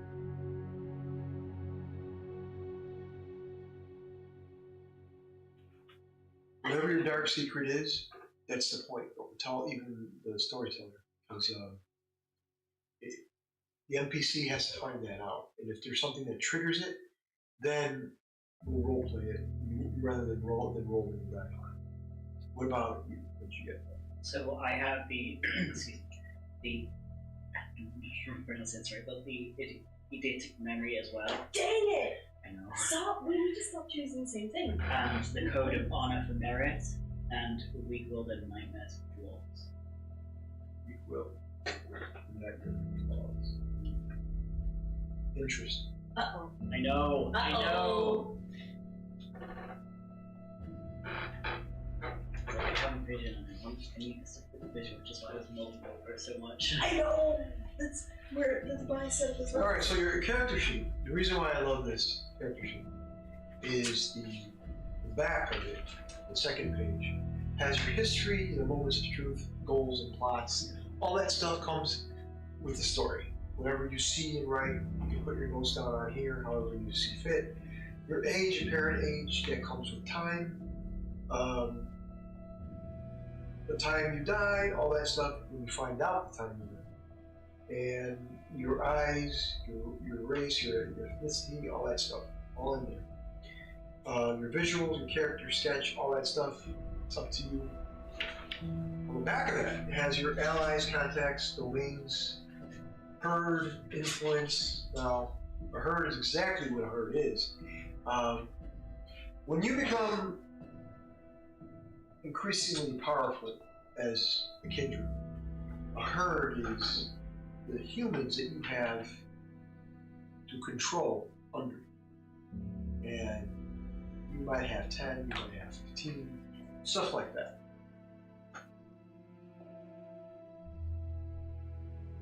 And the influence is important too, how much influence you have, or influencers. That all goes in that section as well. And then you have your equipment, your gear, all that stuff.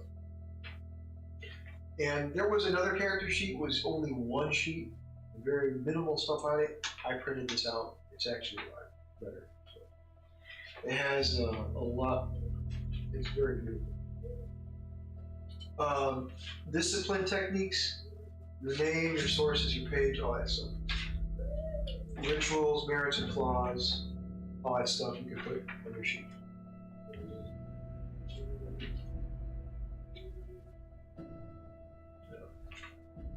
So that's it. Are you done with the flaws? Oh, yes. Alright.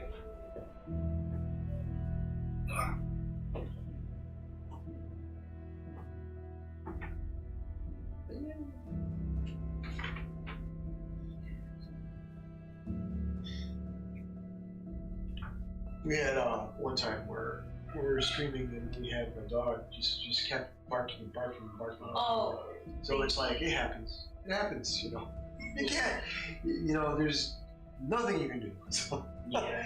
I'm like, when you hear a dog in the distance. And so, in a tavern, in the road, you heard a dog in the distance. It was that the dog that followed you. Aww. It's alright.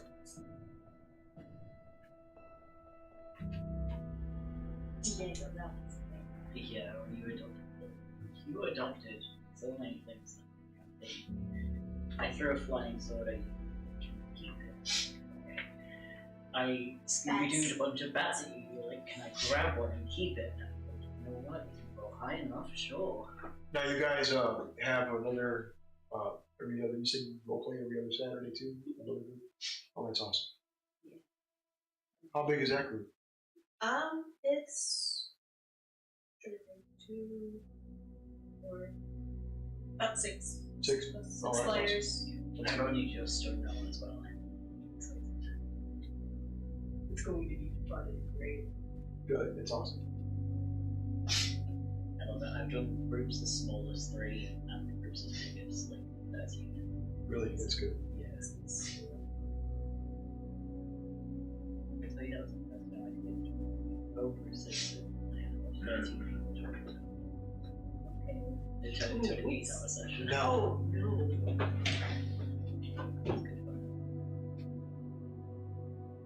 let's go back over here. So, we're done with your, sorry, I didn't mean to. No. So you have your disciplines, your plans, you have your concepts, you have your character fleshed out, and you're still working on merits and flaws, right?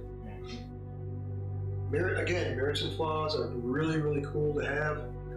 Underworld Ties is very good. Warned is very good. Hunted is perfect for me. Oh no. That's good too. But those are the things we're working on, guys.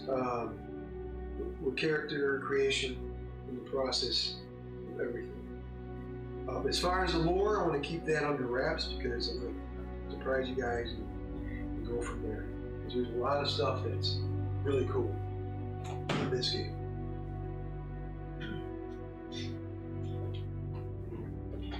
What do you all know about Governor Rigton? Let me tell you a little bit about him. He is not very good with people. He doesn't like to speak, even though he is the governor. How he got into politics at this point, we don't know. He just is a leader of this city. The city of Golan has imports and exports. They're more of furs, weaponry, stuff like that. They're not much into other provisions like food, the area you go get rations. More weaponry, more furs, stuff like that. That's what they are about. The city is well armored. The city is about 5,000 to 10,000 people. It's very big. It's not as big as the city north of them, but it can hold its own in war. They do have soldiers. They follow the governor, but again, the governor has his own council, and that council deals with a lot of the inner shady politics in the city. Now, where do you all come in? All of you know each other. You're friends somehow. You're not related, but you're best friends, unless you guys, husband and wife, or You want to do it? or what do you guys want to do? Aware of each other. Okay. Not husband. Okay. We'll do So, that. you guys are We know of each other, but not like Same class. So we know each other. Yes. Unfortunately. okay. unfortunately. So we'll leave it at that. And, there are 6 of you.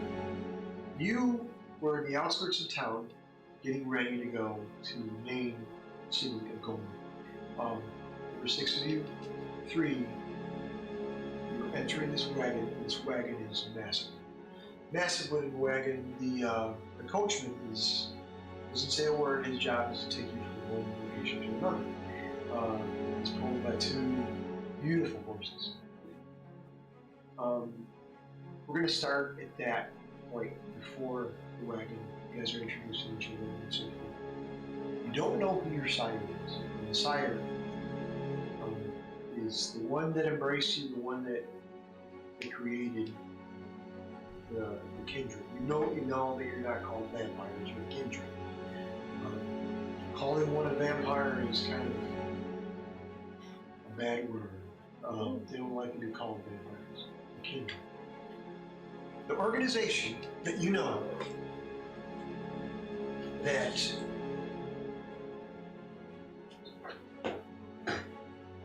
it's called Camarilla. And Camarilla is an organization that has the different clans. You know because the Toradors love humans, and the Toradors talk about the Camarilla all the time. And they are in leadership positions.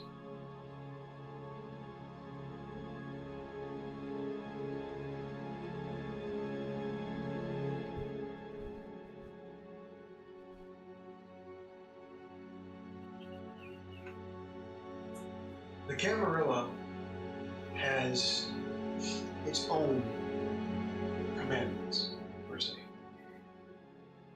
They're called traditions, and you do know it's a big no-no what you could do and can't do as a kindred.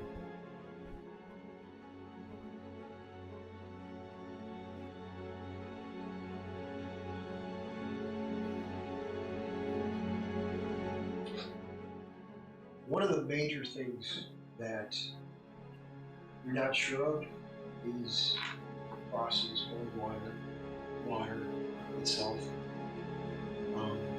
So you're still trying to get your feet wet as you're different. You're stronger.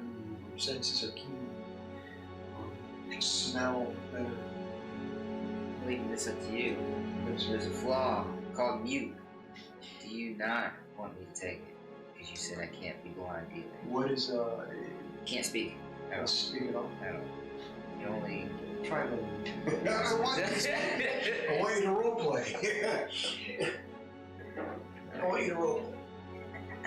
But yeah, it's a very, very good flaw to have.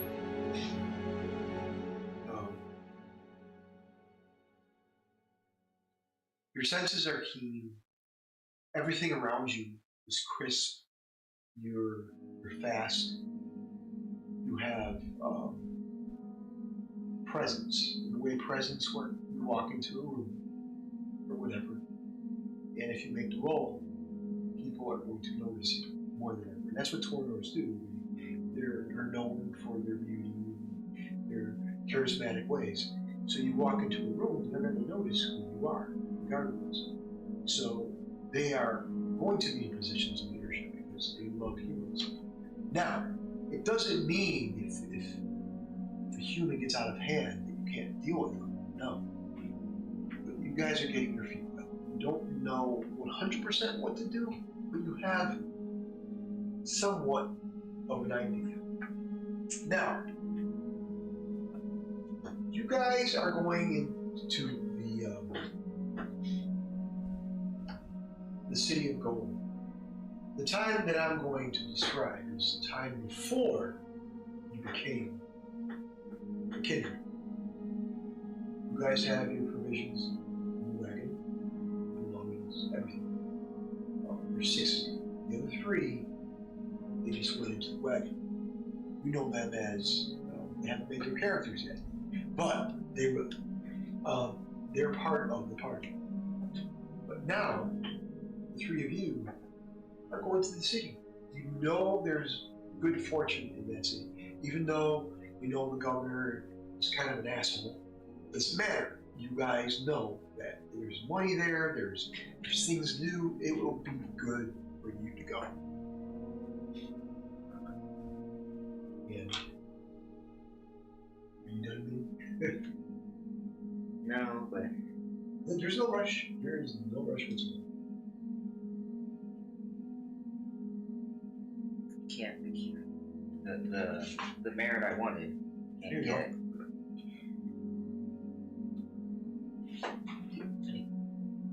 get it. Oh! You're traditions. That's something that you will know because it's something that's important.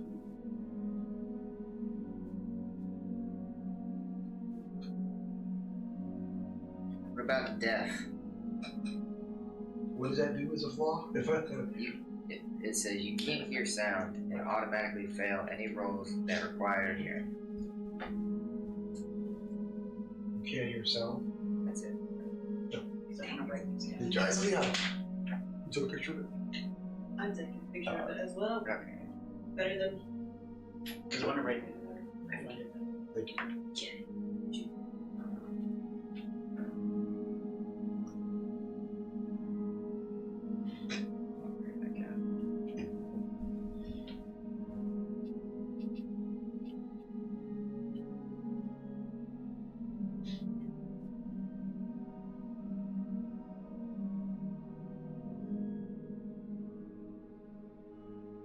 So this is the ride to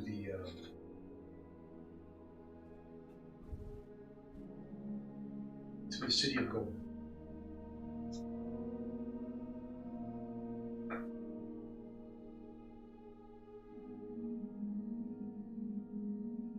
It's okay, take your time making your characters. It's very important. Let me get you.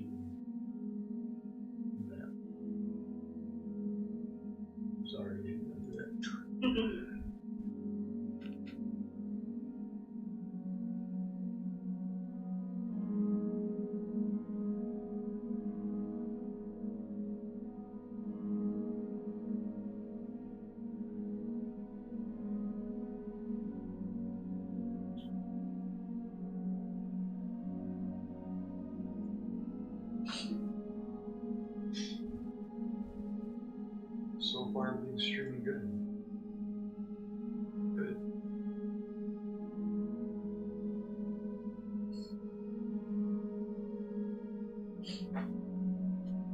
you thinking of getting? I took the flaw one eye. Okay, you can do that. I'll give you that. That's cool. One eye is fine. My 2 merits is acute vision and hearing. Acute vision. Ooh, wow. And hearing. Nice. You got one eye, but thank God is it a good eye? Yes.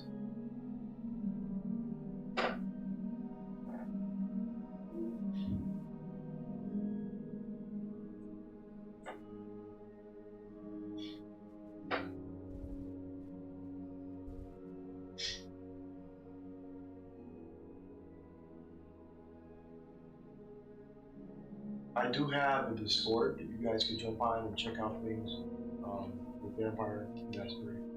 Yeah.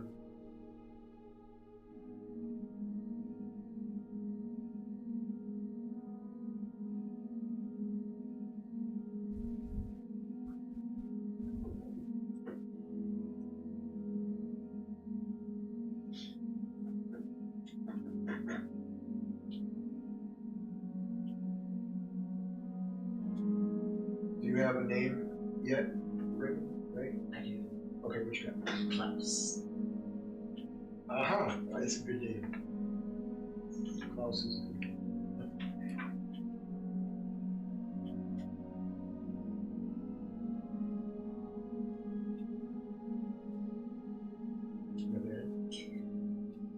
Calatrix.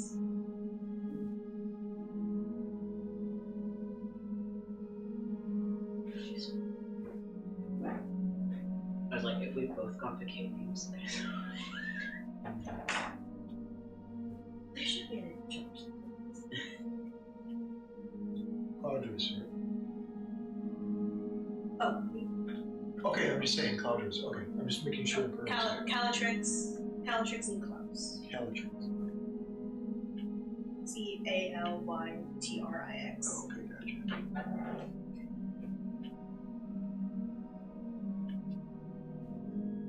Yeah, Klaus is a good name. Okay. My name? Yes. Ryujin. Ooh. Ryujin. Oh, Ryujin. Oh, okay. Okay. I'm here for it.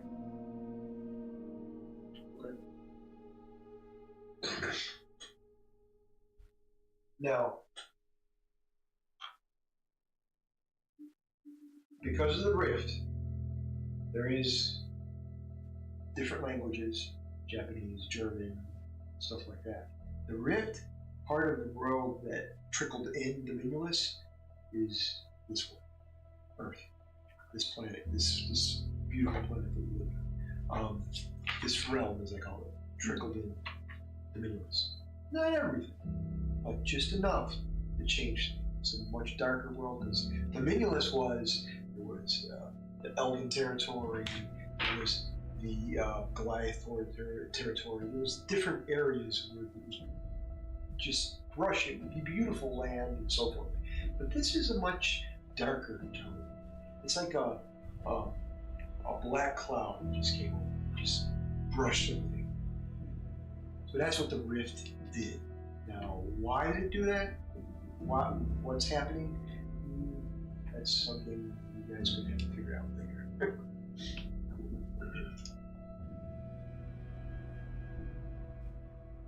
That is a cool merit and flaw. So you picked, say it again, what? The merit and flight? I'm actually writing down another one. Which one did you pick up? The flaw is absent-minded. Absent-minded. Ooh. Absent-minded. But my merit is iron will. Iron will. Okay. That's a good one to have. The one I wanted, I couldn't get. Somebody didn't want me to be dead. The coachman, his name is Tiller. He's the one pulling the wagon.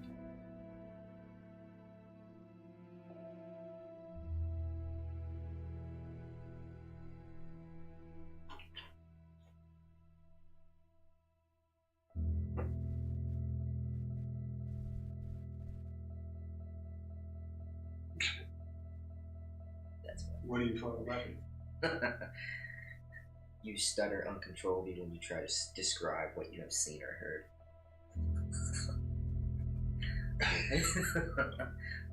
My mama said. So you, I was thinking about it. It does sound funny. You're a goofball. But it's okay.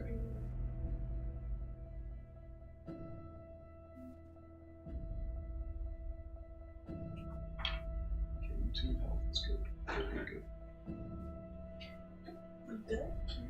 Alright, since you're still there, let's do some more. So all of you are gathered, just about to enter the wagon, and a total of 10 people. The 3 that you all know, they're in the back. You guys are both going to enter. It's a very cold night in the Lewis. The full moon is up. You can see a fog in the distance. It's where you're at right now. It's forest. There's somewhat of a clearing, and there is a cabin where people are just coming in, grabbing their backpacks, their weapons, and so forth, and taking different wagons, coaches, from one location to another. It's like almost like a fantasy rest area, almost. They just stay there, they get what they need, and they move on. Some have wagons, some have horses, some just travel on foot, but everybody just meets there. They eat, they rest, and so forth. And everybody is different. I need both of you to make a perception and alertness check. You're going to take your perception and dice and alertness. Thank you. I also have another flaw in there.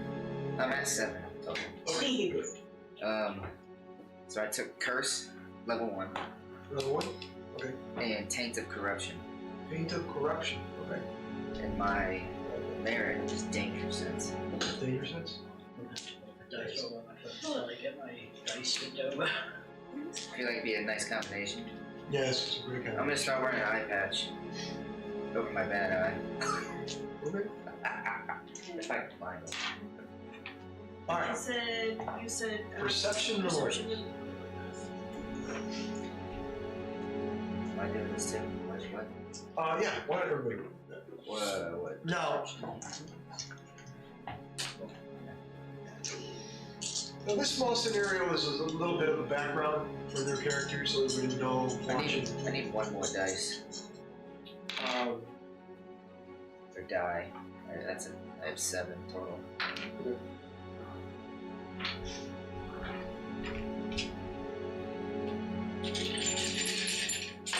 DC 6, by the way, it'll always be 6, unless I say otherwise. Did you hand me 100? You gave me a 100 die. No, it's a 10. 0 is a 10. I got 50, a 60, a No, that doesn't matter. It's, okay. It's a 5. Wow. So, How many 6s did you get above 6? 1, 2, 3, 4. 4? Now, a 4 is an exceptional success. So you're looking around and something catches your eye. What do you do? So I got 3 above 6. How about one of them is 8? A 1, so it takes one of your successes. So okay. So you got what? How many? So I've got it takes away 1 of the 6s. 2 successes. Okay. Yes. Okay, cool. Then I rolled 3 dice. 2 of them are. I got a 10. 10, a 7, and a 2. Okay, so you're 10. You can reroll. So you got 2 successes so far. But now 8. So you got 3. 2, 3 successes. There you go. With the 10, that's practicing. Yes. It's So with a 10, You got a really good success. Anytime you get a 10, it's like a critical success. So all of you guys are aware. Something is amiss. Something is a little off. You can hear, this is before you guys became kindred. You can hear that there is nothing. You hear nothing. You hear no crickets. You hear nothing. No wildlife. Nothing. You feel the cold. You can see your breath. Nothing.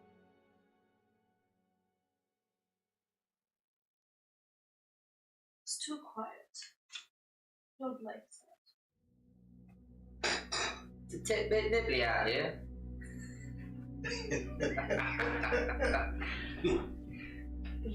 You're an interesting one. I'll say that. Just the way it is. Some.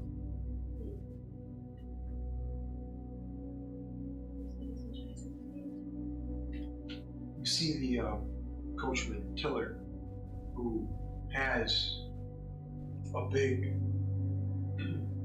mug of ale. He starts drinking. He's sitting in the wagon, just the front of the wagon. He's got this strap and other straps. He's got one strap around his left arm. His right one, he just the ale pours down his neck and starts burning.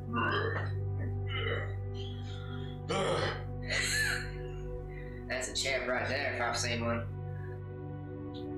All good, big man. Thumbs up. All good.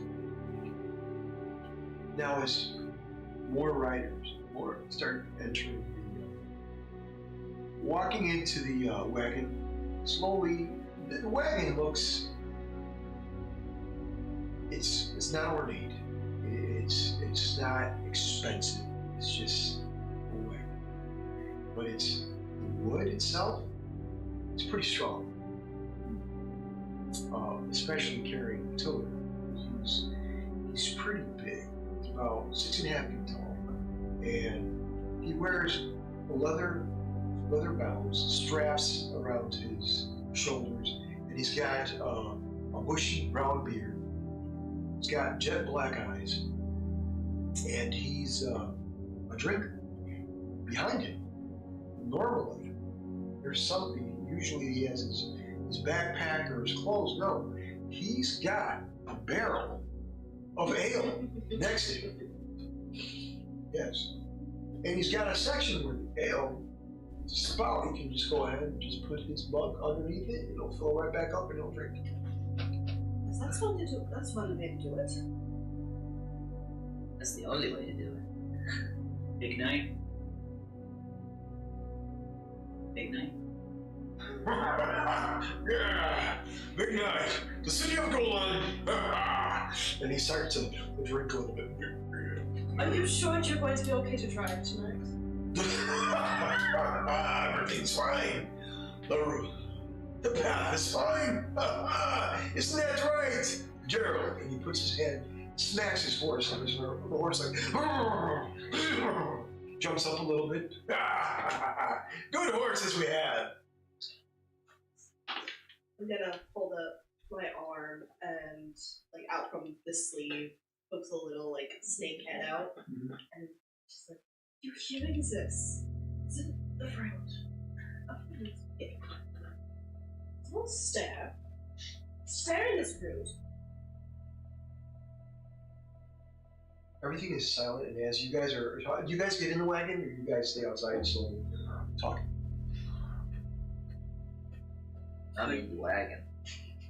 You're in the wagon? I'm in the wagon. You just see him go in. And you see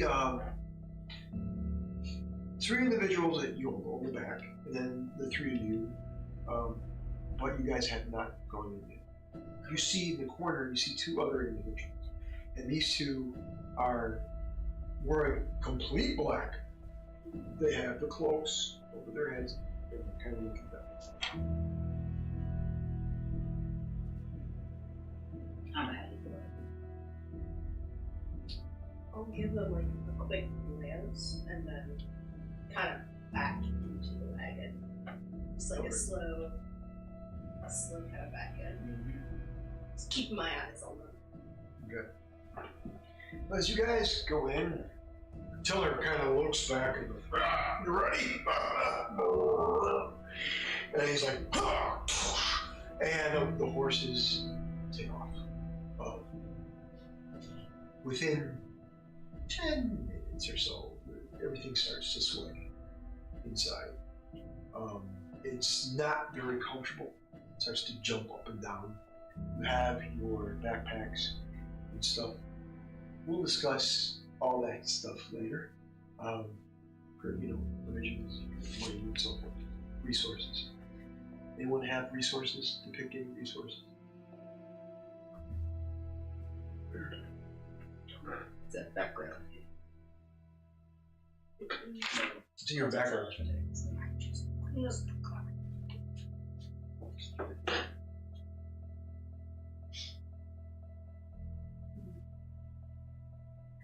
So we'll go over that later.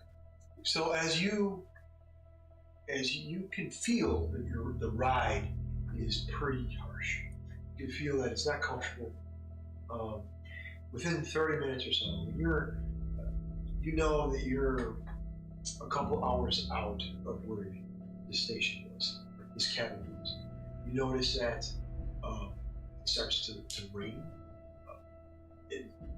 Ahead of you, what you can see is that the fog starts to dissipate, and then all of a sudden it starts to rain. And it's tap, tap, tap, tap, tap, tap, tap. It starts to pick up. And then lightning, you hear the crackle of lightning, and it strikes. To your right, you can see a dense forest, just forest all around you, but the lightning strike a tree branch, and it just splits up, and you can see the light and the crackle of lightning hitting the tree in the distance. Tiller is like, he's still drinking, and even though he's drinking, he's following the path completely. What are you doing? Go around. Oh, I would think this would be an amazing time to sleep if this ride just didn't suck so freaking bad. This bouncing and swaying's got me wanting to throw up. I don't know how anybody can do this. Why am I in this wagon? This is a bad decision. So the others kind of agree with you. In fact, the individuals that are close, one of them said, "Yeah, I agree." All he says,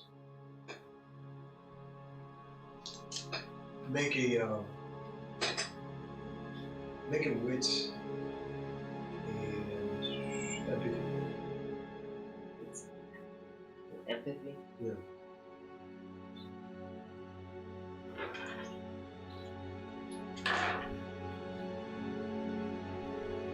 DC 6. Yeah, 1-8, I guess 1-10. 1-8 and 1-10. You roll with 10? 3. Is that 2? What's it? So you notice that this guy is just the way he said it. You notice that he's something's off. You just can't quite. You just Can't quite put my one eye on this guy's voice. Maybe I'd have my other eye. I might be able to figure out what's going on. What are both of you doing this for? So that was just kind of like, again, like trying to sleep, not having much luck, pretty similar situations, like kind of punched in the cold, not getting much luck, like straight jokes. I'm not getting any sleep anytime soon. It's making me feel like I'm drunk as much as him. So it's kind of just watching the world go by. So like when you're on a long road trip, you just gotta watch the world go by so yourself being sick. Like, I'm I'm just looking on. I have pulled out one of the journals from my satchel, started like looking through, going over different ledgers, names, people, events, and having a little bit of a hard time trying to focus on it. Even more so because names and faces don't really connect in my brain, so it's just like snaps it shut, just looks at both people. Are you boys going to continue to complain about the trip? There's nothing else to do. Yeah, exactly. Gotta talk about something that sucks. Well, I can. Well, it ain't that hard. Give it a try. Let us. I don't think you want me to do that. Just a suggestion. That's what you said about do it. So, you are all conversing. At this point, imagine everything happened in slow motion. You can see the coachman gonna go back and look, and then you can see that his arm, one of the straps to he's pulling the horse, gets caught by his left arm. At that point, he looks and his body turns and his arm kind of swings the other way. You can hear the cracking of bones. And his body kind of goes one way and his arm goes the other. The horse on the left veers off to the left. As this happens, at the same time, I want all of you to make a dex and athletics roll. DC of 7.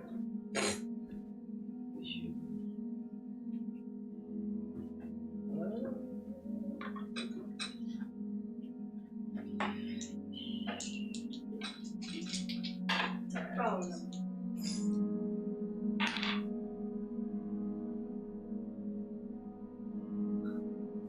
I got a 7. 7 successes? Just one success. One success? Okay. We only had 3 days. 2 1s. 2 ones? So I got 3 successes. Okay. So let's go with 1. You're trying to focus and tell, hey guys, trying to get everything together. And you notice all this happening. And as the horse veers off to the left, the arm cracking the bone, all this happens. And you notice that the wagon starts to split. And the fragments inside the wagon, you could hear it break and fly. Debris just flies all over. And you notice that you're watching this and you can see the debris just go right past you. And as you look, part of the debris hits the side of your face. And as the skin just comes off, your head rolls to the left, hits the side of the wagon. The 2 in the back with the cloak, you can see one of them. His head goes back as the wagon splits. As it goes back, his neck is out and exposed, and you can see debris just slam into his neck. You can see a little bit of the jugular come all the way up. Blood just spurts out as his body is ripped apart as the wagon splits. You don't understand how this is happening, why this is happening, but it's happening very quickly. 3 successes. You hold on to dear life on one side. And as you're watching the wagon split, the one horse veers off to the right, the other one to the left. You notice lightning strikes, and you can see the coachman on a tree. His body is inside one of the branches, and you can see the outside of the branches is literally punctured, his chest and going through his back. And you can see that he has no left arm. His right arm is holding on to the tree. You hear him say, "Help me!" Where he had the mug, it's completely gone. You can see his wide hand holding the tree. And you can see debris, and you can see parts of the branches of the tree into his hand itself. He's embedded into that tree. That's how fast it's happening. And you notice, just as everything is moving at a very accelerated rate, you notice an individual on the side of the road, cloak down, but the cloak flutters and it comes up, and you can see it's white hair, long braided white hair, eyes glowing red, and you can see this individual is kind of looking. But something is occurring, because as everything is moving fast, as I said before, in slow motion, he is saying something verbally with his mouth. Make a perception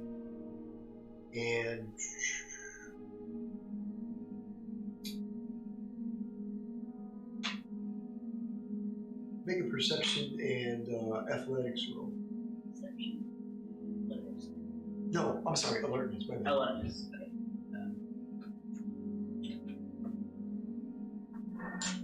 Let's see him jump. What's the DC again? 6. 6. Okay, I have. So I have 4 successes, but a 1, so 3. So 3. The 1 cancels out of 1. Okay, so remember, a botch is 2 ones. So you notice this individual is doing magic of some kind.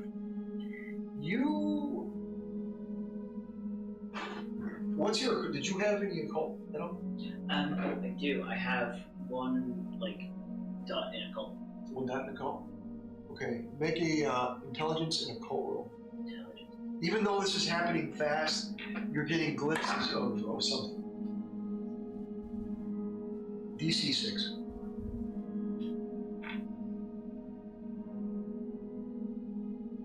Okay, so that's 2 successes. Good. All right, so you notice that this individual is.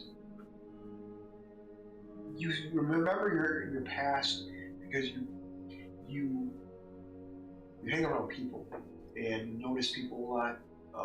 You like people and you like being in crowds and so forth. You know that this individual is doing something with a ritual or magic. You just cannot place it. You heard a conversation one time in a crowd and you heard about magic and the workings of magic. You're kind of interested in it, but you don't understand it much. But somehow, this guy on the road is doing something that he's not magic-wise, that he's not supposed to be doing. After all, the meaningless and magic don't go hand in hand. It just doesn't happen. But in this, you remember a long time ago, about 10 years ago, you remember a group that you were talking about, but you just kind of brushed it off.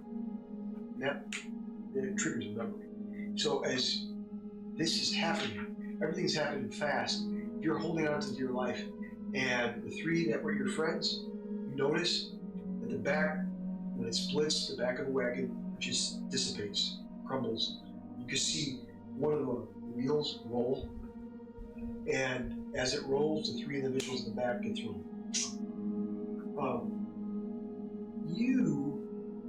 What did you get when you that roll? Dex and athletics. Dex and athletics. I have 1. I have 1 success out of the 3 dice I rolled. 1 success. So you try to hold on, and as you do that, it doesn't work very well. You're thrown as well. But as you're thrown, you can see one of the wheels of the wagon roll past you, and you hit the ground. As you hit the ground, your face gets embedded into the ground. You see the rocks and debris inside of your cheek and neck. You can see your chest, and your body is turned one way, your head's going the other. And when you look up, something is pulling you from your head across the way. You can see that you're being pulled. You see there's trees and leaves and rocks, but you're in so much pain. Make a stand. You don't have fortitude or anything yet. Just make a stand. 2 successes. 2. You're like, this one's still alive. I like it. I like it. That's what you hear. And then you stop. And this individual, his head just drops to your face. You can see he has long black hair, jet black eyes, and fangs come out of his mouth. And at that point, he goes, you know, I've got something to say to you. And you're in incredible pain. And even with the pain, with that roll, you're like, controlled. You hear him say, and at that point, what you see before you is this individual just lunging, and you try to move, but you can't. And your body is done. Go back to the couch. You are rolling on the ground over and over, and you can see the wagon is disappearing. It's gone. And you don't know about your friends, what happened to your friends, you don't know what happened. At that point, you see or feel that something is lifting you up. You see this beautiful woman, long blonde hair and ice blue eyes. And she looks at you and she says, I like this one. She licks your cheek. She says, there's something about you that's enticing. The fangs extend out, and at that point, you can feel something in your neck. And at that point, you can see around you, you can hear your heartbeat. And the blood within your neck, within your body is drained completely. You're flailing for your life. And at this point, make a stamina roll. Just a second. Just a second.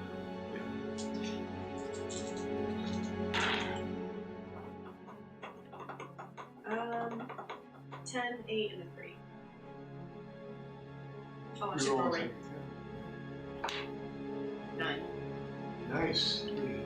So you're awake from the whole thing, and as you can feel the pain, but it's not pain. It just stops. It's somehow enticing. It's somehow erotic. You are dropped slowly to the ground. And you hear this woman say, don't worry, my child. Everything will change for you. Your past is not erased. Your futures will be made. Don't worry. It'll be a better place. I like this one. You hear an individual in the background saying male. So yeah, I found my other two. We'll make a good one. But you're the same clan. That's what you hear. 2 Toreadors. What's wrong with that? I like both of them.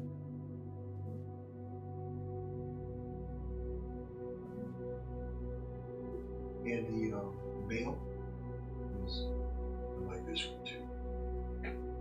It'll help in our cause. You're still up. Make a stamina roll.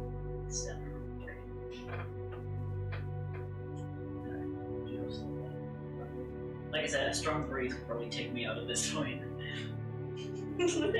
What's the DC? 6. That is a 6. 1. You're barely up. Because what you saw is etched in your mind forever. Were you going to say something before? I was just asking if I could hear this. Yes. Oh god. You guys are close. For some reason, you remember yourself in the wagon. What you saw, the individual, and then all of a sudden, you notice that you see your friends. It's closer to you. But you see them. You see everyone else. You don't understand what happened to your other 3 friends that got killed off. all having a conversation. She was right. And this happened. But it happened so fast. You could hear the horses in the distance running. But the wagon was desolate. It's all. Whatever people had, weapons, visions, it's all. But you're still up. You see an individual. He has short hair, but for some reason it could be long. You don't know if it's in a ponytail or side. It's just you're in pain. You notice a woman. She's beautiful, long blonde hair and ice blue eyes. For some reason, she's out of her territory. She's dressed like if she's going to a ballroom. The clothes is very bright. The dress that she's wearing is ornate. She has a necklace, gold and silver, around her neck. But it's very, very bright, and it's hurting her eyes for some reason. That's right. Do you think it would be that easy? I'm not going to let you spot me like that. Humans.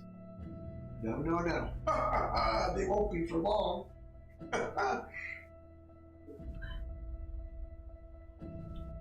So you guys are still cognitively there. You're not. I need to make another stamina check, please. One success. You're coming to slowly, but you're coming in and out, and you hear bits and parts of the conversation. Especially when you're like, not human part. Yeah, you're going in and out. Who's the right? You know yourself And like it is ground. The woman says, come down. Yes. We have to go to see the prince. You know how it goes. We do things like this. Yeah. We know how it goes. They'll be fine. They can figure it out. Why do you have to be so mean? Figure it out. And you can see there's 3.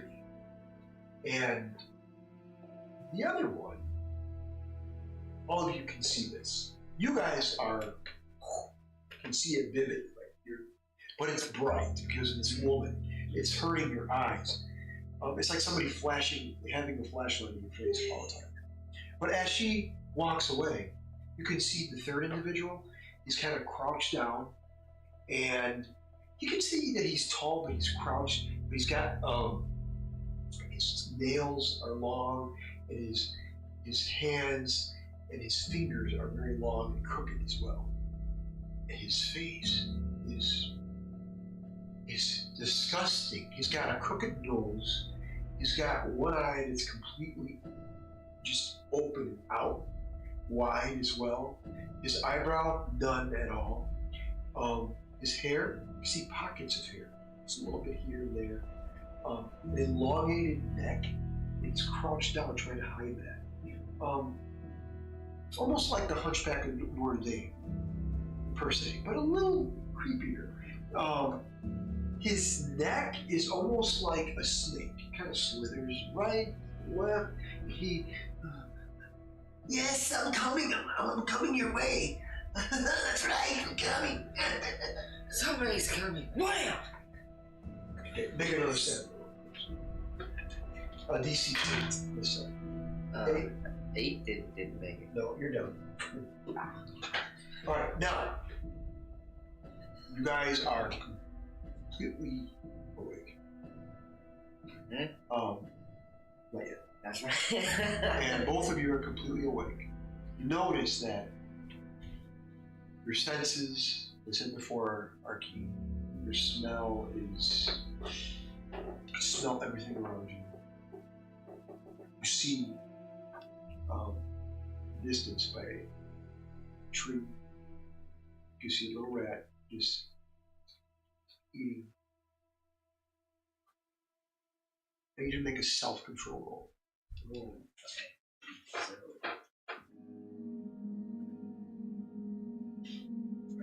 Now, the way this works, willpower, if you want a success, you want to use willpower, there's a box underneath that. You can do that. Remember, you have one action turn. But you're going to say, I want a success, slash the willpower, I'm going to use success. But you got to tell me before you do your action. Right, okay. So, a self-control. Yeah. That's 2 successes. 2 successes? Yeah. You manage to control yourself. So you're about to take out that rat. And you notice that,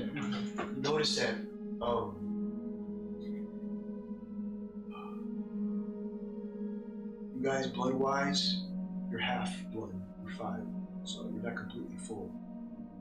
So go ahead, whoever you have 10, or 5. That's all of you.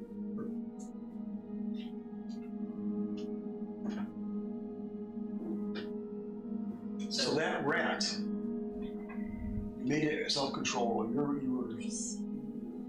now 5 is, you're not famished, but you're like, you don't know what's going on. You just feel kind of, hey, I need to have a little bit of food back in me. I'm kind of sitting there back against the tree, just kind of having a hand across the gash that's along the side of my face, kind of looking at the blood, then putting it back on, just kind of seething in pain, and then almost not feeling my little snake friend kind of curl up around my neck. Just also a little battered and bruised, but still in one piece.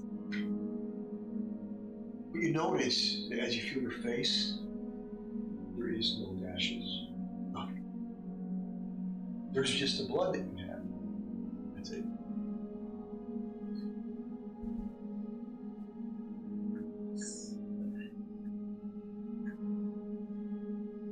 You! Yeah. Is that something? Yeah. I'm guessing I'm just seeing like the blood with no wound. Blood? No wound. You remember how devastating it was, how things happened. Nothing. You guys look like your clothes are torn and stuff, but you do not look bad at all. This doesn't make any sense. I have a question. Sure. Because we're seeing these 3 individuals. Is one of them the one I saw casting magic, or is that further down the road? Yes. Ah, okay.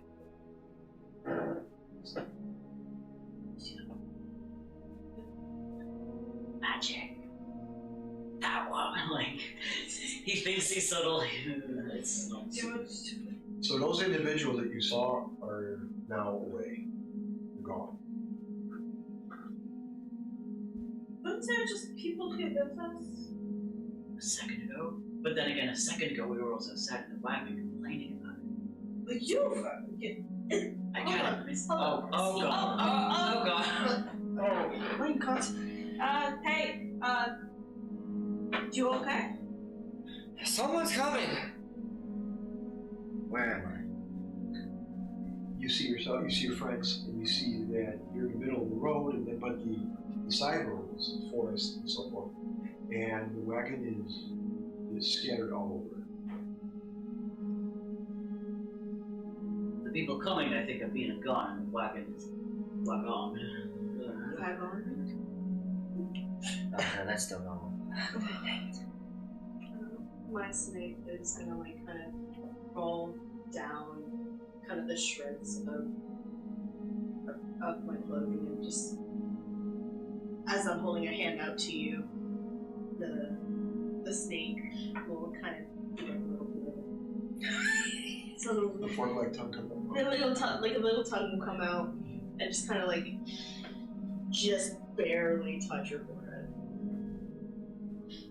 Must have been the wind. Oh, there's a snake. Yeah. When did that get there? I've always had her. Huh? Yes. There was a snake in the wagon? Yeah. Why are my clothes not torn down?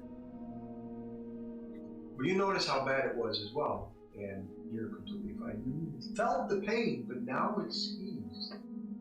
You feel a little like self-control. Now, if you want to get a success, you slash a willpower. If you want to, you have to declare it before. No success. No success? Oh, I got a 1 as well. You got a 1? Yeah. No. So you, a 1 cancel a success. If you get another 1, that's different. Sorry. But you ran it, you just saw, you're 5, you're like, why not? So, your fang, you see this, his fangs extend out, and he ran up to the rat, which you saw. The rat was fast, but you were faster. The rat ran, grabbed him by the tail, and it's flailing, and I'm not going to tell you how to do it. I was gonna ask if he has any broken bones or anything. He's good, just Guys, look what I got! Look at this! Look at this thing! Look at this! Why is it still alive? We just go to town. And you do Just maul. Look at this guy! Just broken neck. Do just you gorge out. take all the blood from the rat? Alright. That's a half a blood. It's not enough. Man, I'm gonna just erase half of this. You, all of you smell that there's human blood not too far where you're at. This might. Wait. I don't think I I need everyone to make a perception and survival roll. Oh, where's survival? Oh my goodness.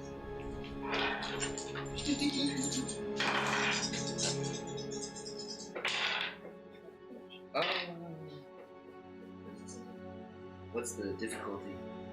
6.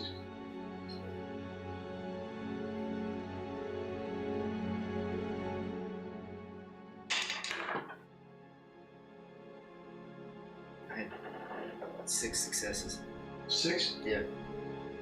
You know exactly where it's at. It's north of the river. Hold on. I got 2 successes. 2? 1. Okay. So, out of 9 successes, you guys are able to figure out together where this human is. And you know, north. Yeah, so you. It's that way. So, yeah, you. You smell it. You know it's that way. It's like a cartoon character with a pie, like floating. Exactly. So you smell it, and you notice that on the way there, to your right, you can see a squirrel and so forth, and a tree. That's not enough. All of you can see this. As you get closer to your destination, you notice that the road kind of leaves and there's more higher grass, and then it breaks open. There's trees, and then you can see that there's a clearing. In that clearing, there's a cabin, a 2-story cabin. There's a woman. Her body's contorted, bloody, on the outside of the cabin. cabin, there's lights inside your home. So starting a few minutes. So I will see the woman. First instinct is to kind of check to see if she's even still breathing, and then go towards the house. okay. Make a 3. 3. Okay. So loading the roll. So there are times where if your rating is higher than, if I give you a DC of 6, for example, and you had those 57 dice, I would just say you succeed. See what I'm saying? Yeah. So there's no need.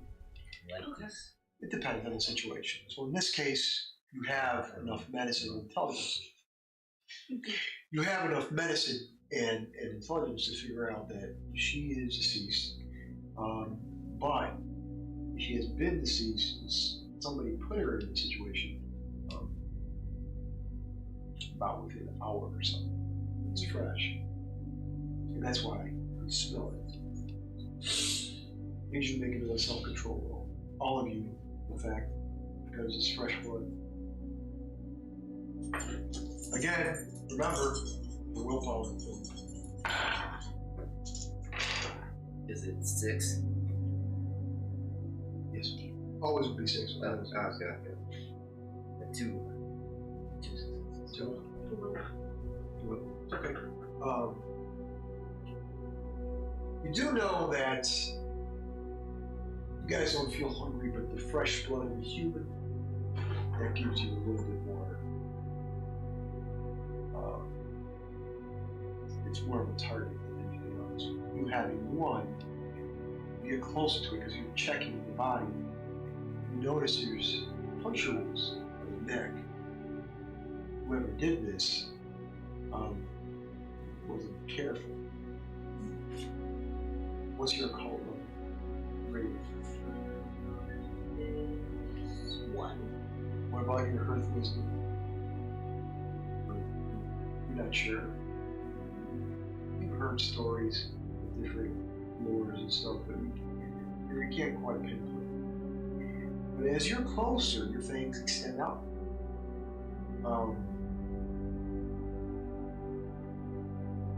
And something tells you, deep within you, that no, maybe it's okay to take a little blood.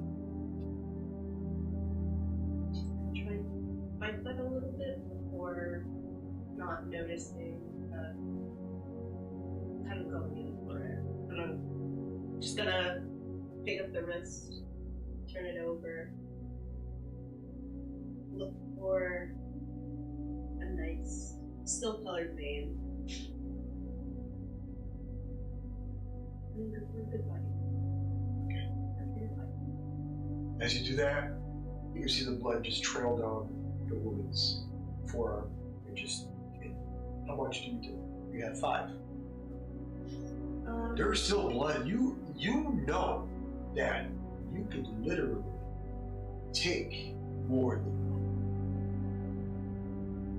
Probably just a taste, kind of like a wine tasting a little bit. Okay. But So I'll like lick up the blood that's kind of dripped down and pull away.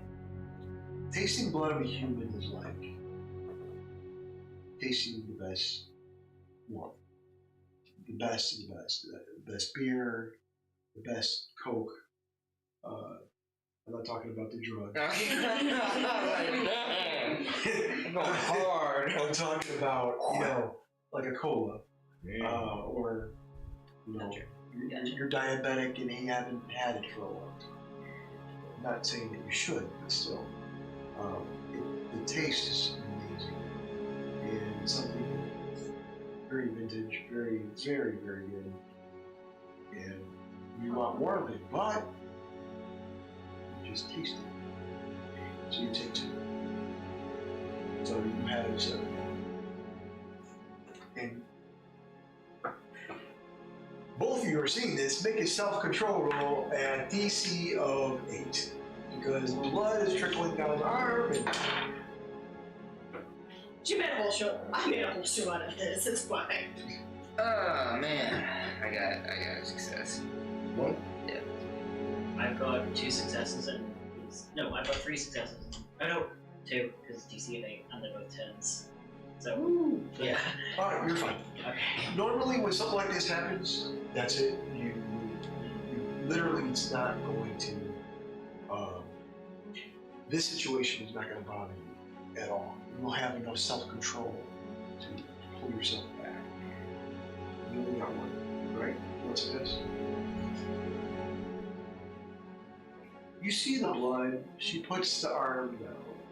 You automatically go for it. Where do you...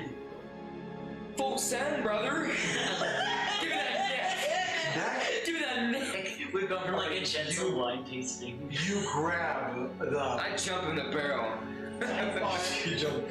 Head first. You jump, you grab her, you just right in the neck. The same puncture wounds? Why not? Same one? Yeah. It's like a straw. Yeah.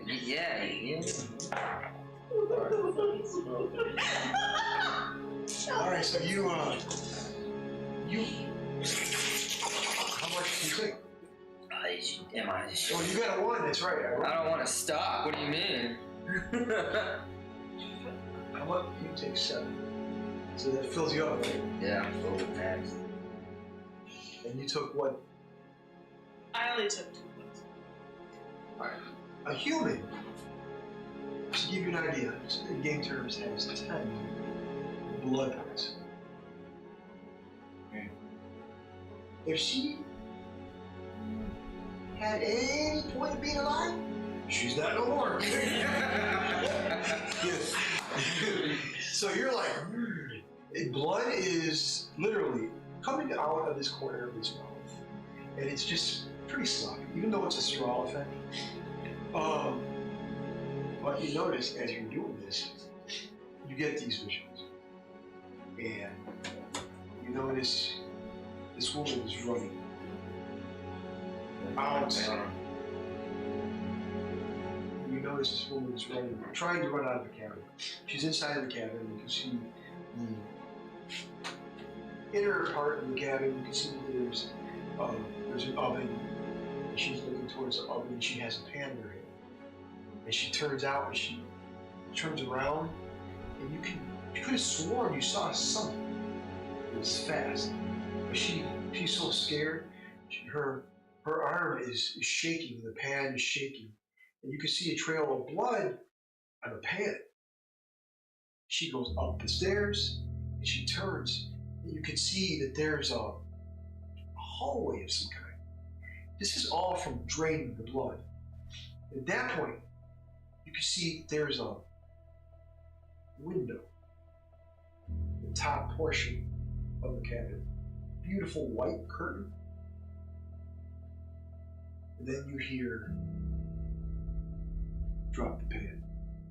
The pan, you can hear the pan drop, as if you were there yourself. And you hear, jump out the window. You hear crash.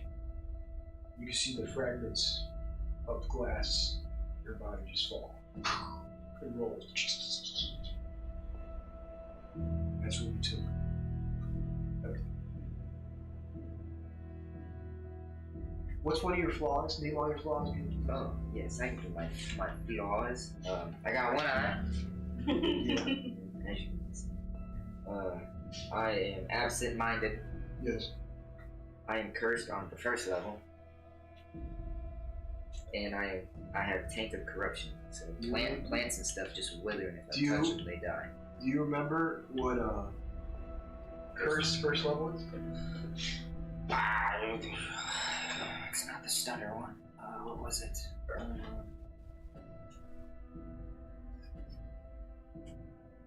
You might have to put a big Here. look. No, look it up and then read it. Delete. Alright, we'll get to it in a second. So you take the blood and this happens, and this person is completely up. What are both of you doing? So while he's like seeing shapes and colors, could I sort of like try to, because I don't know, so could I try to like assess the situation and work out what happened there? Because I'm not sure if I saw the puncture wounds on neck. I don't know if I was that close. Perception and investigation. Perception, investigation. Awesome. If you pass on a secret that was told to you, your betrayal will later harm you in some way. So that's the. I'll write that down so I don't forget. So that's the curse. Yeah. Okay. That's right. Let's write that down. This is the start of your secret. Still my secret. Random woman dying to voices. Command. In your head, you hear this.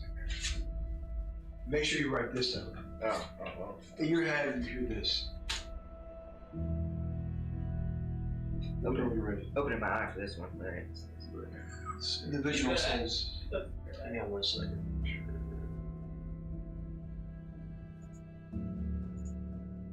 Alright, this is really good.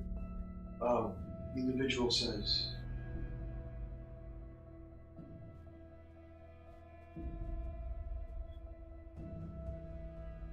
be careful. That was one of my retainers. I will find you. Maybe when we meet, we could have a discourse. The sound of his voice is not threatening, but low, calm, very direct. But it can be threatening. It all depends on how you perceive it. And seeing that you're absent-minded, you know.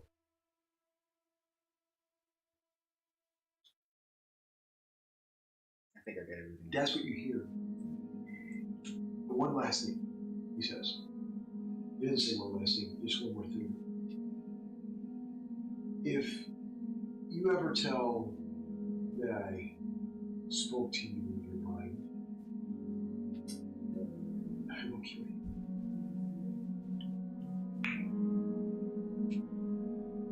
Not a fast way. Yes, sir. Alright. Perception and investigation. What'd you get? I got 3 successes. 3 successes. On that one, for instance. So what are you doing? What exactly are you doing? Looking around? What? So I'm sort of like trying to like take in the scene, like see like glass on the ground. I'm guessing. Yes. Woman, I'm like trying to piece together what happened beforehand with what skills he has. Like trying to like I don't know, hazard a guess as to what went on, or like. With a 3, you can tell that there was a blood trail, the stairs going into the cabin itself. The door is open. There's lights completely on at the bottom of the second level of the second story of the cabin. It's a beautiful cabin. There is a where you can see 2 haystacks in the back. Out of the ordinary, there is a pitchfork stabbed into one of them in a certain position. And beyond that, you can see that this person had chickens in the back. The strange thing though, the chickens are still alive. Every single one of them.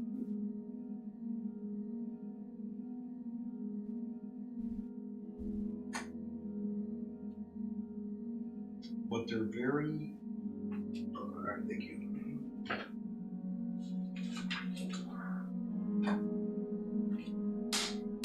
They're kind of not moving a lot. Kind of still. Imagine watching a row of ducks crossing the road. You know how they just walk a certain way. They follow. Same thing. The chickens are not acting right. They're just standing there. Could I this seems like a really weird path to go down, but it's like essentially it's the only sort of avenue where you think he's going to go on. So he's like literally grasping at straws. Could I like investigate the chicken along and one of them that are kind of weird, just towards something more happening? So what do? You just move around? Like sort of maybe like prod one, wait the eyes of another, like just... You do that, and they're just looking straight. And when you poke one of them, you can see that individual that was on the side of the road, it turned its head, and you were just watching him as the wagon went on. You can see that image in your head, just in your head, and the chickens are looking at you as if they're just grasping you. Your eyes, your face, everything. You just see that individual just looking at you as the wagon went on, over and over. Hey, does someone else want to come here and look at these chickens? Because either these chickens are haunted, or I'm really not okay after that wagon hit my head harder than I thought. Chickens are always haunted. Look at them. They eat each other. They're little cannibals. I have an idea. Are you going to eat one? Firmly grasp it. Never staring contest. You can do that. I'm going to go inside. You do that, you let me know what happens, because I need to see if this is just me, because I'm freaked out. I'm seeing. What do you do? The chicken staring. So you pick up a chicken and you stare at it. Chicken stares at you. Doesn't do a thing. The thing that you notice, what is your perception and investigation? Perception is 4. And what? Investigation? Yeah. It's 3. You notice that the chicken is still looking at you, not moving, nothing. Its neck is not moving, it's not acting normal. I'll flick it around its beak. Nothing. Something wrong. This chicken's defective. This is not a chicken. It's weird, right? It's not. This Chicken's weird. I'm gonna eat it. I'm trying to remember. Can we at least cook it first? I guess so. Can we get some? I don't have to cook it. But let's cook it. Let's see what happens. How would we go inside? See if there's anything inside. And then we go from there. Do you also touch this chicken? No, I'm not going to touch a chicken. Touch the I'm not chicken. going to touch a chicken. No. So, as all of you are discussing things and looking at the area, elsewhere, somewhere, an individual sitting on a chair, leather bound chair, he has jet black hair, dropping down his shoulders. He's wearing a very ornate suit, a thin tie, multiple rings on each finger. He gets up, he looks at his house, he says, I need the Asimite brought to me. I need someone to find a group of 6 individuals in the outskirts of my city. Yes, my lord. One bows. And the one that bows has a very deformed face, crooked nose, elongated neck. Moves away. This individual walks in. He has long black hair. He's got a tattoo, or tribal tattoos on his left arm, all the way down to his wrist, and he's got a blade in his back. And as he walks in, he kneels in Japanese. He says, my lord, I'm here to serve you. In Japanese, speaking in Japanese, he prince says, I need you, Masamoto-san, to find the 6 individuals in my city. Find them and bring them to me. Make sure you protect them. There are things that our enemies are around the town. You understand? He does. And as quickly as he came in, he vanishes. A woman with gold around her neck,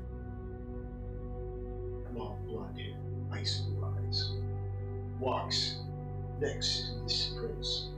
She says, the game's afoot, my lord. It is. The scene fades. We go back to the outskirts of the city of Gordon. The cabin. The 3 individuals, or one is still playing with chickens. Torturing you, chickens. No. You go inside, both of you. You walk inside with the chicken. No, take that back outside. This chicken is my friend now. No. Well, we don't need a chicken. Fine. We do not need a chicken. It's going to get eaten. I have a snake. The snake big enough to eat the chicken. Have you seen how much snakes eat? No. Yeah, that's right, because you can only have to see. Forgot to put that. We cooking this or not? Just No, I love chicken. In the past, we'd make mean chicken dish. So, I'm gonna start looking around the kitchen, seeing if there's any sort of like signs of a scuffle or if there's any other life in the place. Make a perception and investigation. May I also? Yes. Forensics. Yes, go ahead and do it.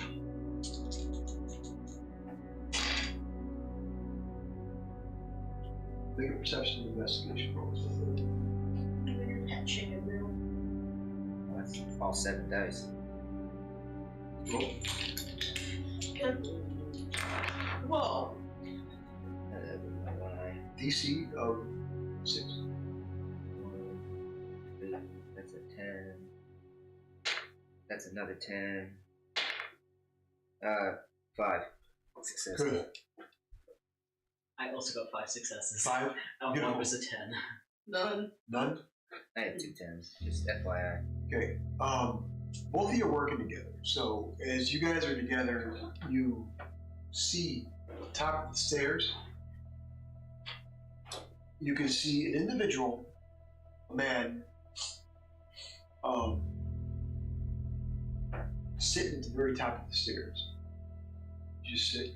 His arms are stretched out, and there is some form of object that went through his back that's coming out of his chest. It looks to be a piece of wood, but he's not moving. He has his head down.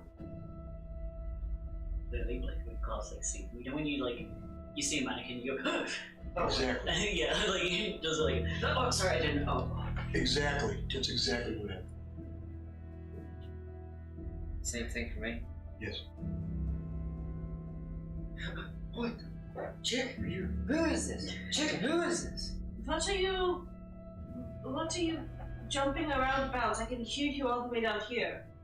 There's a mate with wood in his chest. What? That woman, I think,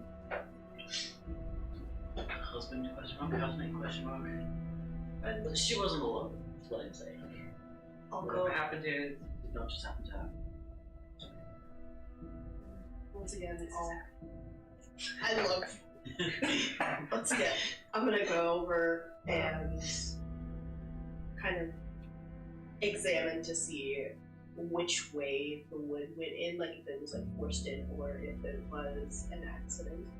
And someone just kind of propped him there. Who goes first? Do you go, or do you follow, or do you stay back? I'll go with. I'll be like, Okay. we're Do you follow as investigating. well? I'm first. I'm leading the pack. The chicken is like The chicken is leading So the you pack. go. Yeah. The three of you are going. No, this is Scooby Doo. So the three of you are looked down. You went through your chicken as well, and you see it looks like a leg of a chair, and it's been plunged into the chest of this individual. There's blood, somewhat, not a lot, but it's just he is down. His head's down. His arms are down. I'm gonna poke him with the chicken. He's like a seeing-eye chicken. The chicken is my left hand. I'm gonna poke him with the chicken and see. Are you alive, mate? Nothing. There's blood. There's nothing. No. I did all I can try. It's your turn. Can I look over the body to see if there's any other puncture wounds, kind of like on the lady? You look. What do you look? You nothing. Your neck. Your neck.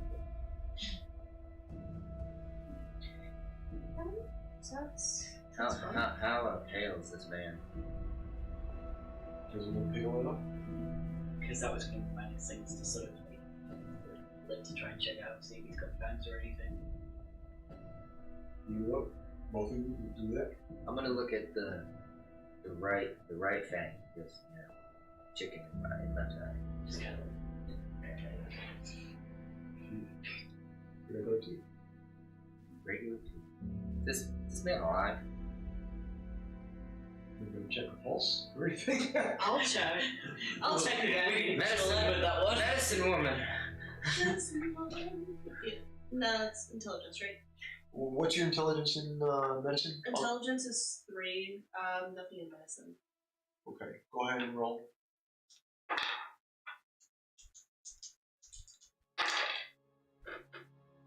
Okay, that's 2 successes before. Okay, 2 successes. 2 successes. No pulse. So you do that. None he's dead, so I don't know what to say. It's not Some of the bodies one night. Either this is a rough area or someone went on a rampage.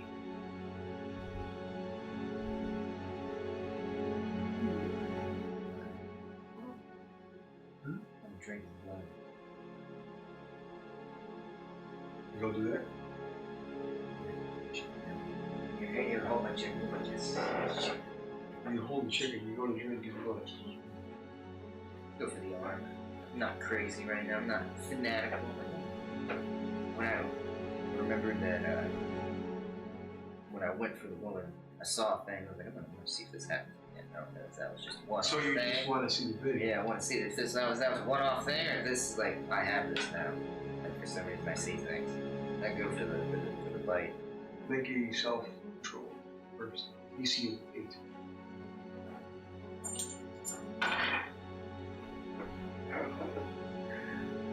No, that's a 6. That's a 6. Fail. Fail. You go for it.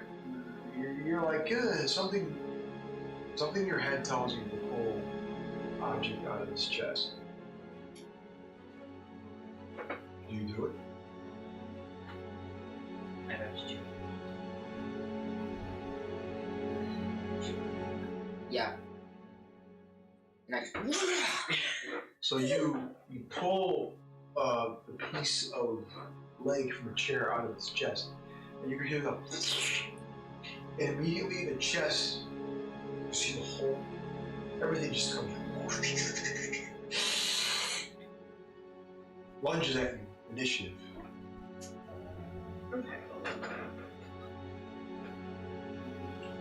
I'm doing this because you have a chance, because there's a little bit of time for you to do that. Wits and alertness, right?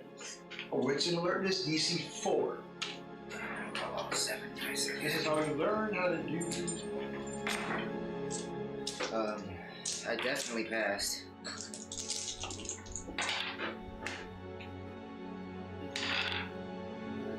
Say 4? Yes, it's 4 successes. Me too. 4. You got 4 too? What did you get? 1. Okay. Oh.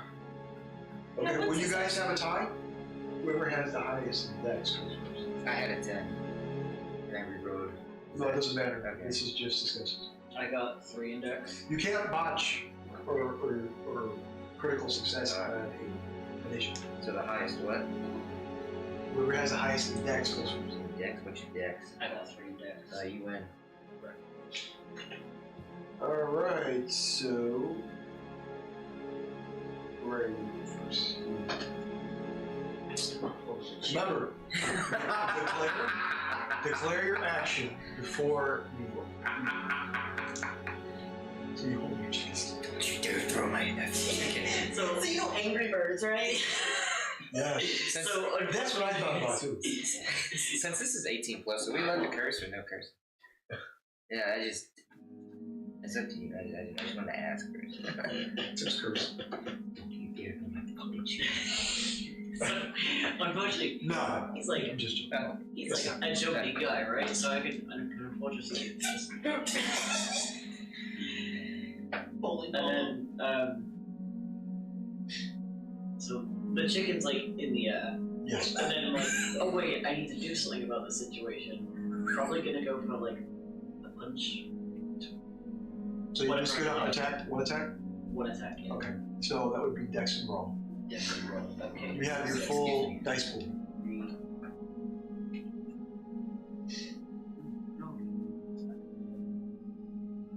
So, and is that like a DC or is that like a total? DC of 6. DC of 6, that is 3 successes. 3 successes? Okay. You go to punch. Okay, now at this point, since we're going to do all the initiative first, and then we'll do resolution later. Who's next? Okay, go ahead. You're gonna punch. I'm gonna It body. doesn't work like D&D where you go and get damage. No, everybody tells me what you're going to do, then I'll describe it. I'm picking him up and I'm putting him down. Okay. Body slam. So body slam? A body slam is strength and brawl. Strength and brawl.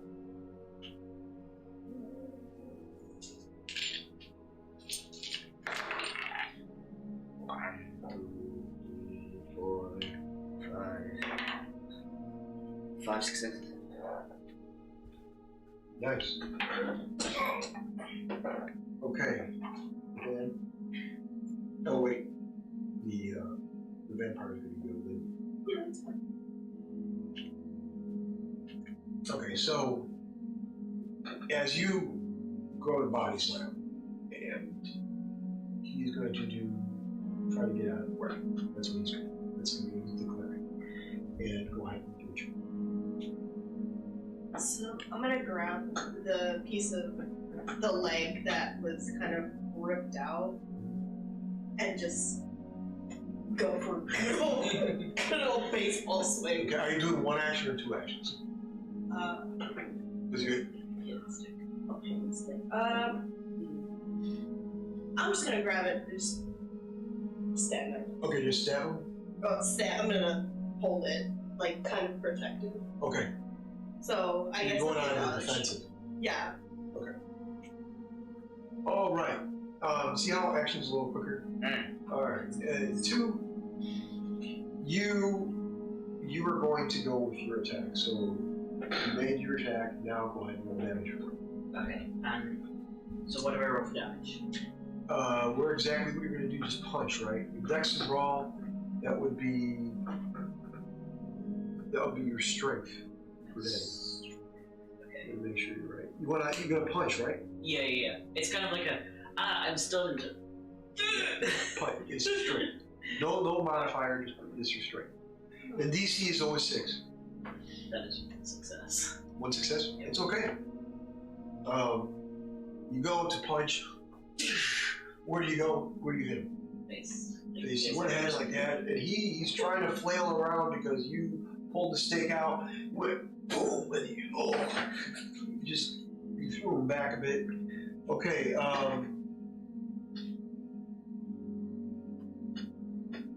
You're doing a body slam. Go for it. That's strength. Body slam.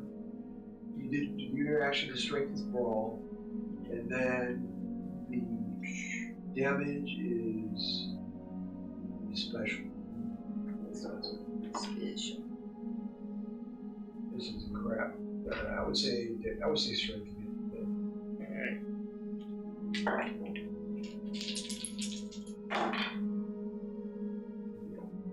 I got one success.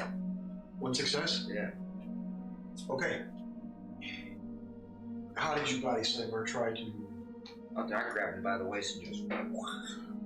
So you're like, Yeah. so he. Almost like a power bomb. You punched him and you grab them and you're at the top of the stairs and his head hits the threshold of the stairs. So breaking it. You're in defensive banner. Go ahead. What do you do? Step on him. Step on him? Okay. Got heels on, stepping. Dex and brawl. Dex and Anytime. Yeah.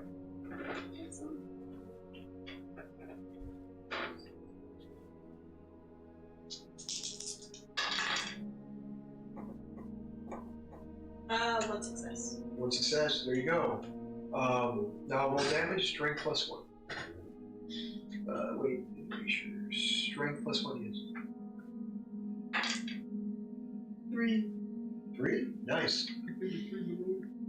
Now, just for because we're doing this little scenario, he has 5 damage.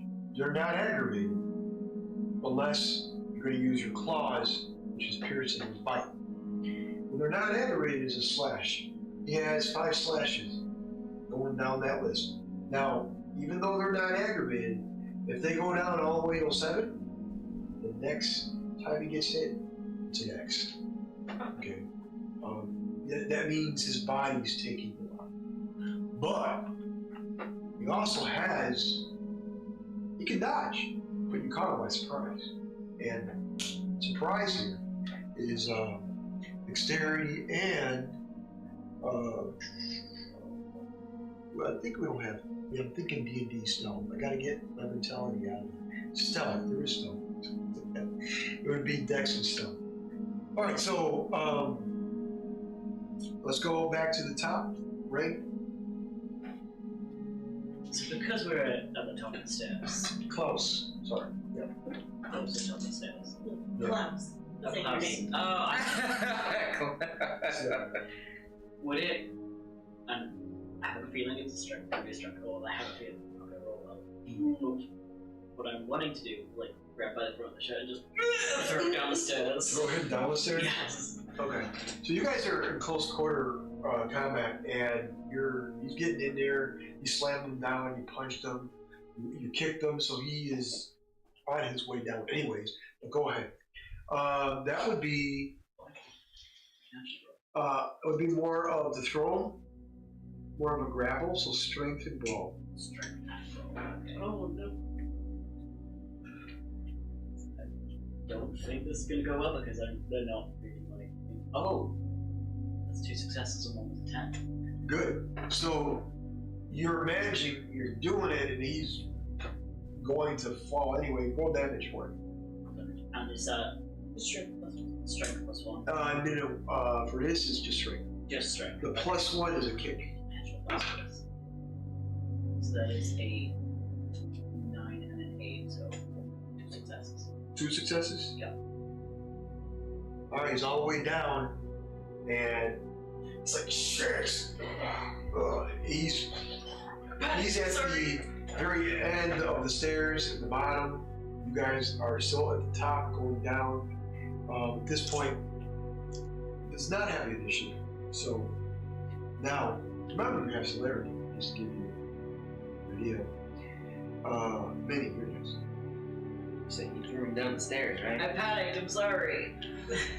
Dive bombing him. I'm jumping with him. At least. Jump kick, jump. Yeah, but So kick, right? yeah, I'm gonna jump kick him. Dex roll.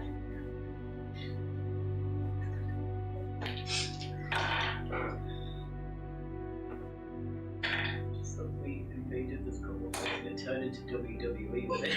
Yes. Two successes. 2 successes? Yeah. Okay, he's going to make a willpower roll. Now, the enemy target, he's got 5 dice.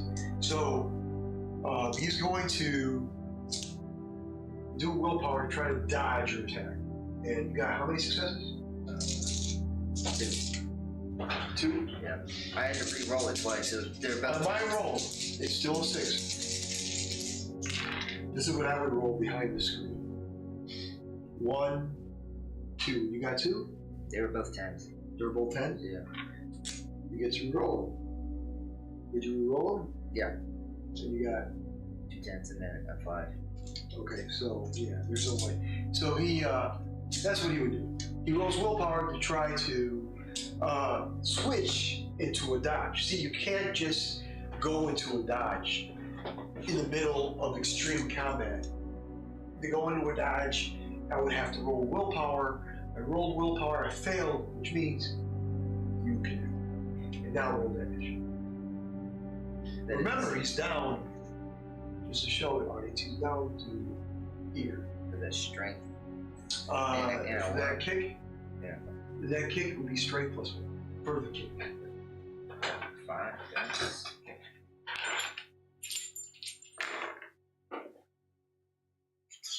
Wow. 2. Okay, that's 7. So right now, he'd be at -1 to all his die. So his die going down, that's 5, it'll be 4. That's the way it works. And as he gets injured more and more, it'll go down to -2, crippled, negative. If you're down to crippled, he's not going to move. You guys have the upper hand. And the only way to kill a kindred / vampire is this way, or look. Oh. All right. Continue. You know your actions. Yeah. Yeah. Remember, you only get 1 action unless you're going to go into multiple actions, and then you're going to say, "Hey, I'm going to choose the lowest of both of my actions," and then split. Okay, so next up, yes. I'm watching these too. I'm just like, it was have no style, and Hi. I'll go down. I'll do like a kind of like sassy walk down the stairs, Yes. and just go kick right to the dick. Okay. Make a roll. So your leg glows with power as you go to kick. Oh, exactly. Like, Oh, good lord, no. That's strength and brawl, right? Yes. For to kick, dex and roll, That's and then strength plus 1 is the actual damage. didn't bring the dice tower. 2 successes. 2 successes. Right. At this point, he's going to try to, he's getting his 4 measly dice, to try to dodge. I'm going to pull overpower, and he fails. So now, you roll damage.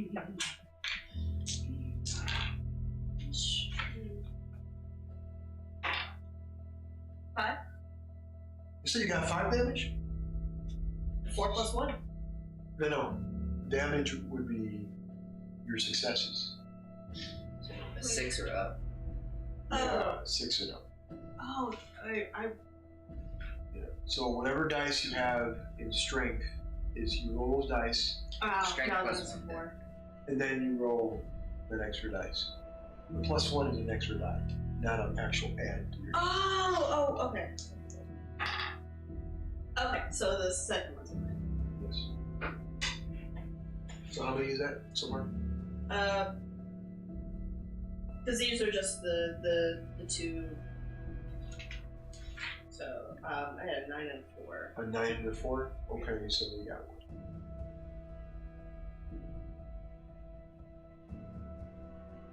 So 8, right? A 9. Nah, I rolled a 9 and 4 in this. And then Do I roll for damage? Yes. Oh, cool.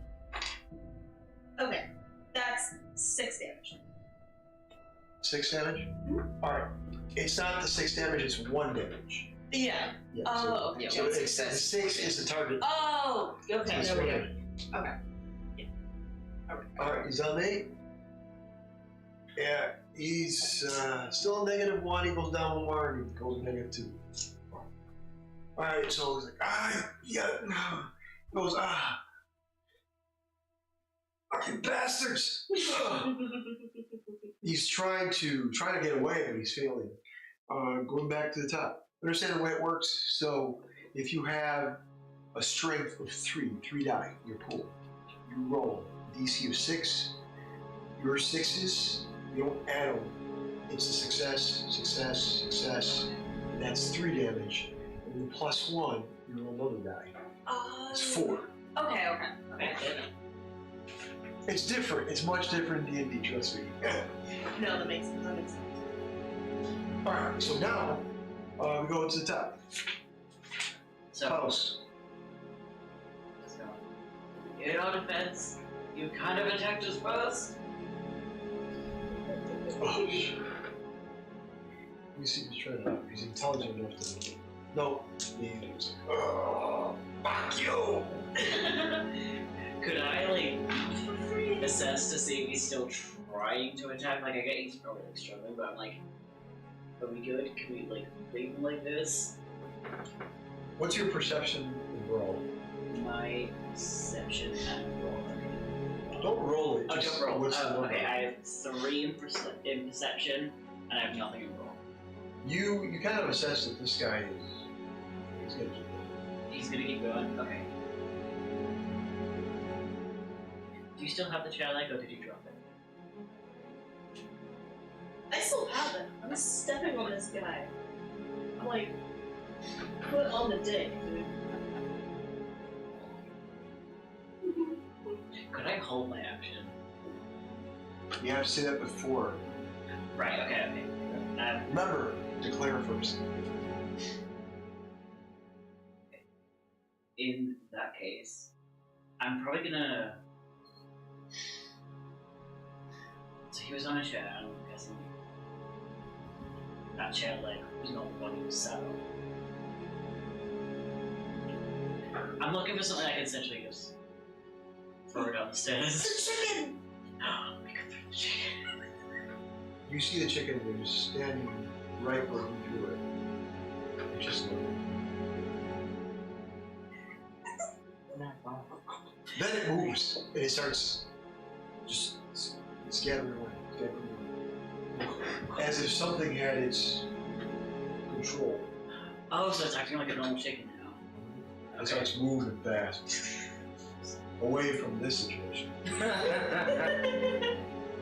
So, hey, guys, real quick, whatever we're doing, I think we're doing something right. The chicken's acting normal now. Chickens are never normal. The chicken's acting normal for a chicken now. It's not haunted. I'm gonna go down there and just also kind of step. Aiming more for like the stomach area since part of the gym's looking. That was Dex and Brawl for Dex and roll. Okay, so and then strength, and then add another die +1 for damage.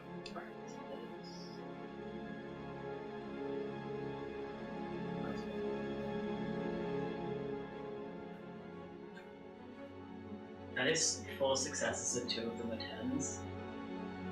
Okay. And then so the strength. You have this right. So the strength is So you're gonna connect big time. yes. Now damage and initiative, there is no reroll 10s for damage. You just success. That was 3 successes for the damage. 3? Yep. So I'm just double checking I have this right. So I have 2 in strength, so that's 2 dice, and then +1 die for the damage. Correct. Okay, cool. I just want to make sure I had that right. Yeah. Got him down. He's down to wounded -2. He's messing. He messed up. I tried to roll to get out of the way. It did not work. He's still connected, and he did damage, and he's down to 2 die. Alright. I'm gonna body slam this guy again. He ain't getting away. I'll pick him up. Face, don't hit me, don't hit me. I'm gonna throw him against a wall. Dex and roll. Strength and roll. Go ahead. Go for it. Body slam. No, I'm there, fuckers. That's 4 successes. And I can give you information. the damage is Let me see if you can get out of the way. You got a 10. And a 7, 2 successes. I had 4. Nope. You tried. It's just strength, right? Since it's a throw. Yeah, sure. There's a special on that. I'm gonna have to look that up. It's in the book. I just don't have it on.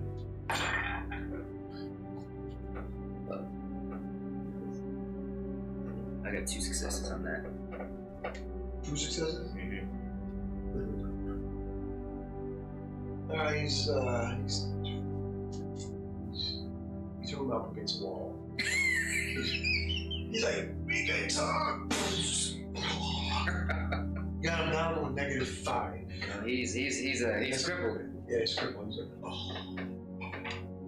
Blood's trickling down. I don't think you can fight anymore, guys. And he's crippled.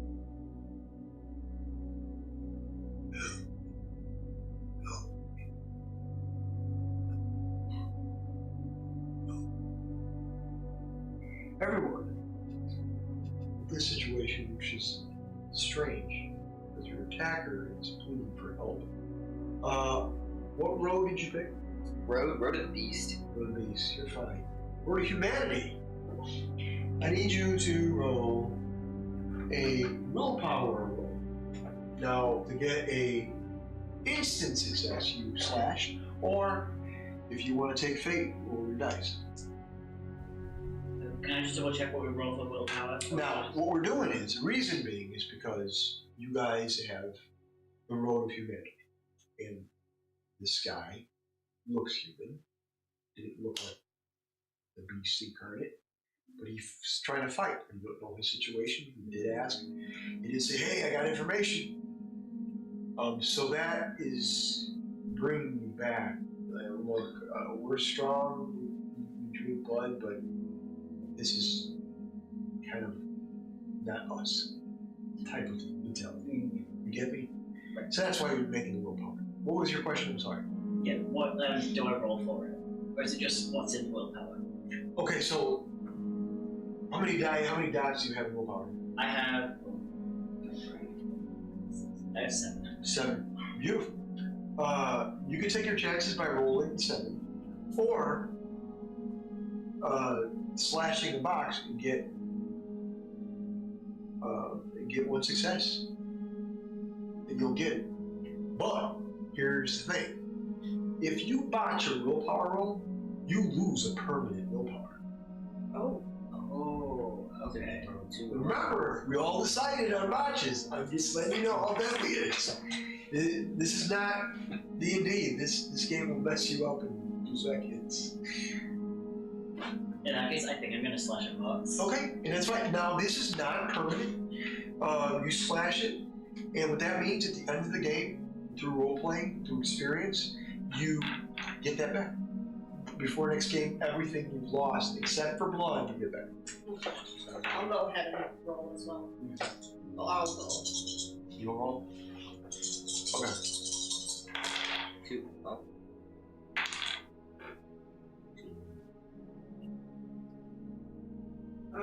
That's 3 successes. 3 successes. 2 ones. Yeah, you're completely fine with it. Both of you are in control. You said, man, it was wrong of you to continue. 2 ones? Yeah, 2 ones. Is that a botch? It's a botch. It's not good. 2 ones or 2 10s? 2 ones. Oh, That's a botch. it's a botch. Obviously, I was like, I was on time. Yeah, you're freaking out. You're completely Having a moment. you're having more than a moment. You cannot believe you just did this. You can't believe you were part of all this. The blood, the drinking of the blood, the chicken part. No, I don't care about the chicken. Not the chicken. I don't care about the chicken. The body thrown up against the wall. That's what it is. Stuff like that. Everything's leading up. Everything that happened in the wagon, you're losing. What the hell? What the hell are we doing? What? I don't know We're about going you. to kill this guy. I don't know about you, but I'm having fun. I'm going to throw a chicken at you. Good luck catching. You know, Patsy did kind of attack us first. Like, I don't feel super good about this. This is a human. This is a human who has done probably nothing wrong. I would attack somebody if I was woken up. Right? If I woke up and I found a shell in my chest, I would do that. I'm going to go. I'm gonna go walk into the kitchen and just start rearranging the spices. Go look at a chicken and it'll probably calm you down. No, fuck chickens. Please don't. So as you're going towards the kitchen area to fix things, to calm down. Now, willpower works the same way too. So if you want to calm down, you slash your willpower, and it'll fix everything immediately. You can do that in game. Even though you did fail a botch, you can say, "Hey, look, I'm gonna control that with willpower." That's what willpower does. Willpower will control any given situation and use it to your advantage. I'm frantically like rearranging the spices, like rearranging the kitchen. When you watch willpower, when you said you permanently lose a willpower slot, and if you want to calm yourself down due to willpower, that technically that's 2 willpower, but one's permanent, one's non-permanent. Okay, so if you botch, you lose a permanent. So if you have a rating of 5, you botch, you'll have a rating of 4, and now you can use a non-permanent to control the situation. You'll have 3 left over, but you'll still have 4 permanent. The 5th one you lost because of that botch, so you'll have 4. You can gain that back through experience, but it's expensive. You're gonna have to keep your experience points. Unlike other games where you go up level, but this game is a lot different when it comes to that. What are you doing? What are you gonna do this night? Did you want your chicken back? You ran away. I'm over top this dude. So, as you guys, you're trying to control you're trying to focus. You guys are having a discourse, talking over the situation. The guy is crippled, messed up, and silence. And everything you're talking, you don't hear sound. You're talking, but you're like, no sounds coming out. You're moving things in the kitchen. You can't. No creak, nothing. Doors, nothing. Everything is as if sound is gone. It's taking it out. I noticed that, and I'm like, phase. I take a plate, smash it on the ground. Nothing. I don't hear anything, even with my amazing sense of hearing. I keep hearing it. It's just nothing. It's just gone. Nothing. I noticed this, and I'm like, why can't I hear anything? I usually can hear everything. What is going on? The plates don't make noises. Nothing makes noise. So you're like, I'm guessing we can't even hear you. so you're like, you can't even hear yourself. Everyone make a perception. Wits and alertness roll. DC 7.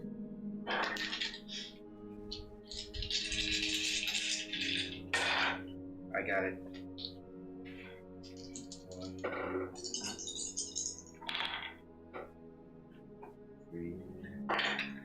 3. 3. Say 7, right? Yeah, 3. What DC was that again? Sorry. 7. No success. No, what'd you get? All 3 ones. All 3 ones? Okay. So you don't notice it. You're completely focused on this whole sound thing. You don't get anything. You're focused on the chicken and what's going on here. You're trying to figure something out. But as all this is happening, the entrance, the threshold to the cabin, the individual walks in, and all of you, the sound returns, and you're like almost screeching. Then you will remember you were talking to him, and at the same time, both of you, your voice pops out as if coming from a container held magically comes out. And this individual walks in. On his left arm, you can see tribal tattoos, and he's got long black hair, braided, curled, and it's down to the small of his back.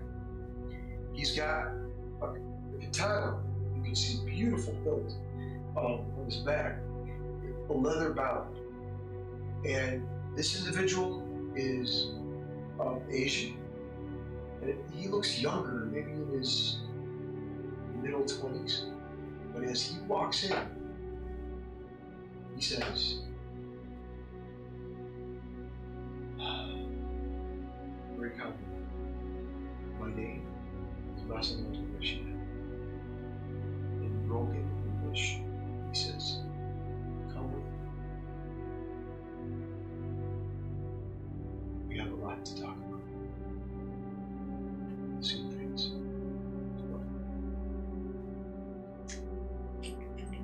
Until the first episode, this was a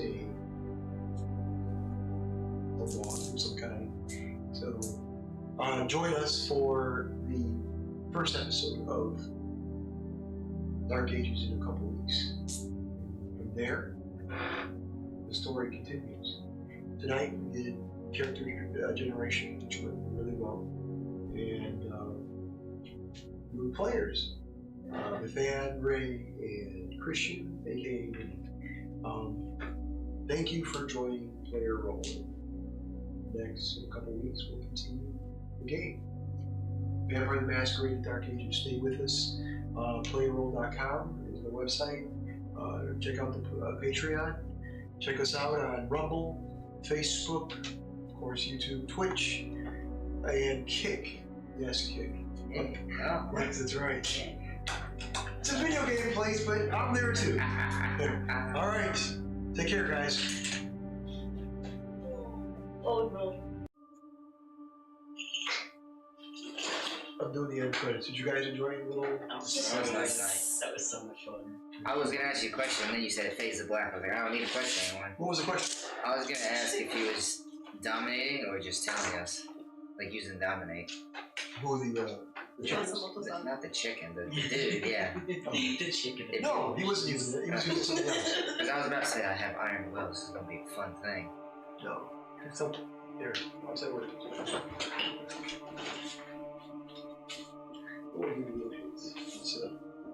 It's a vampire called Quietus.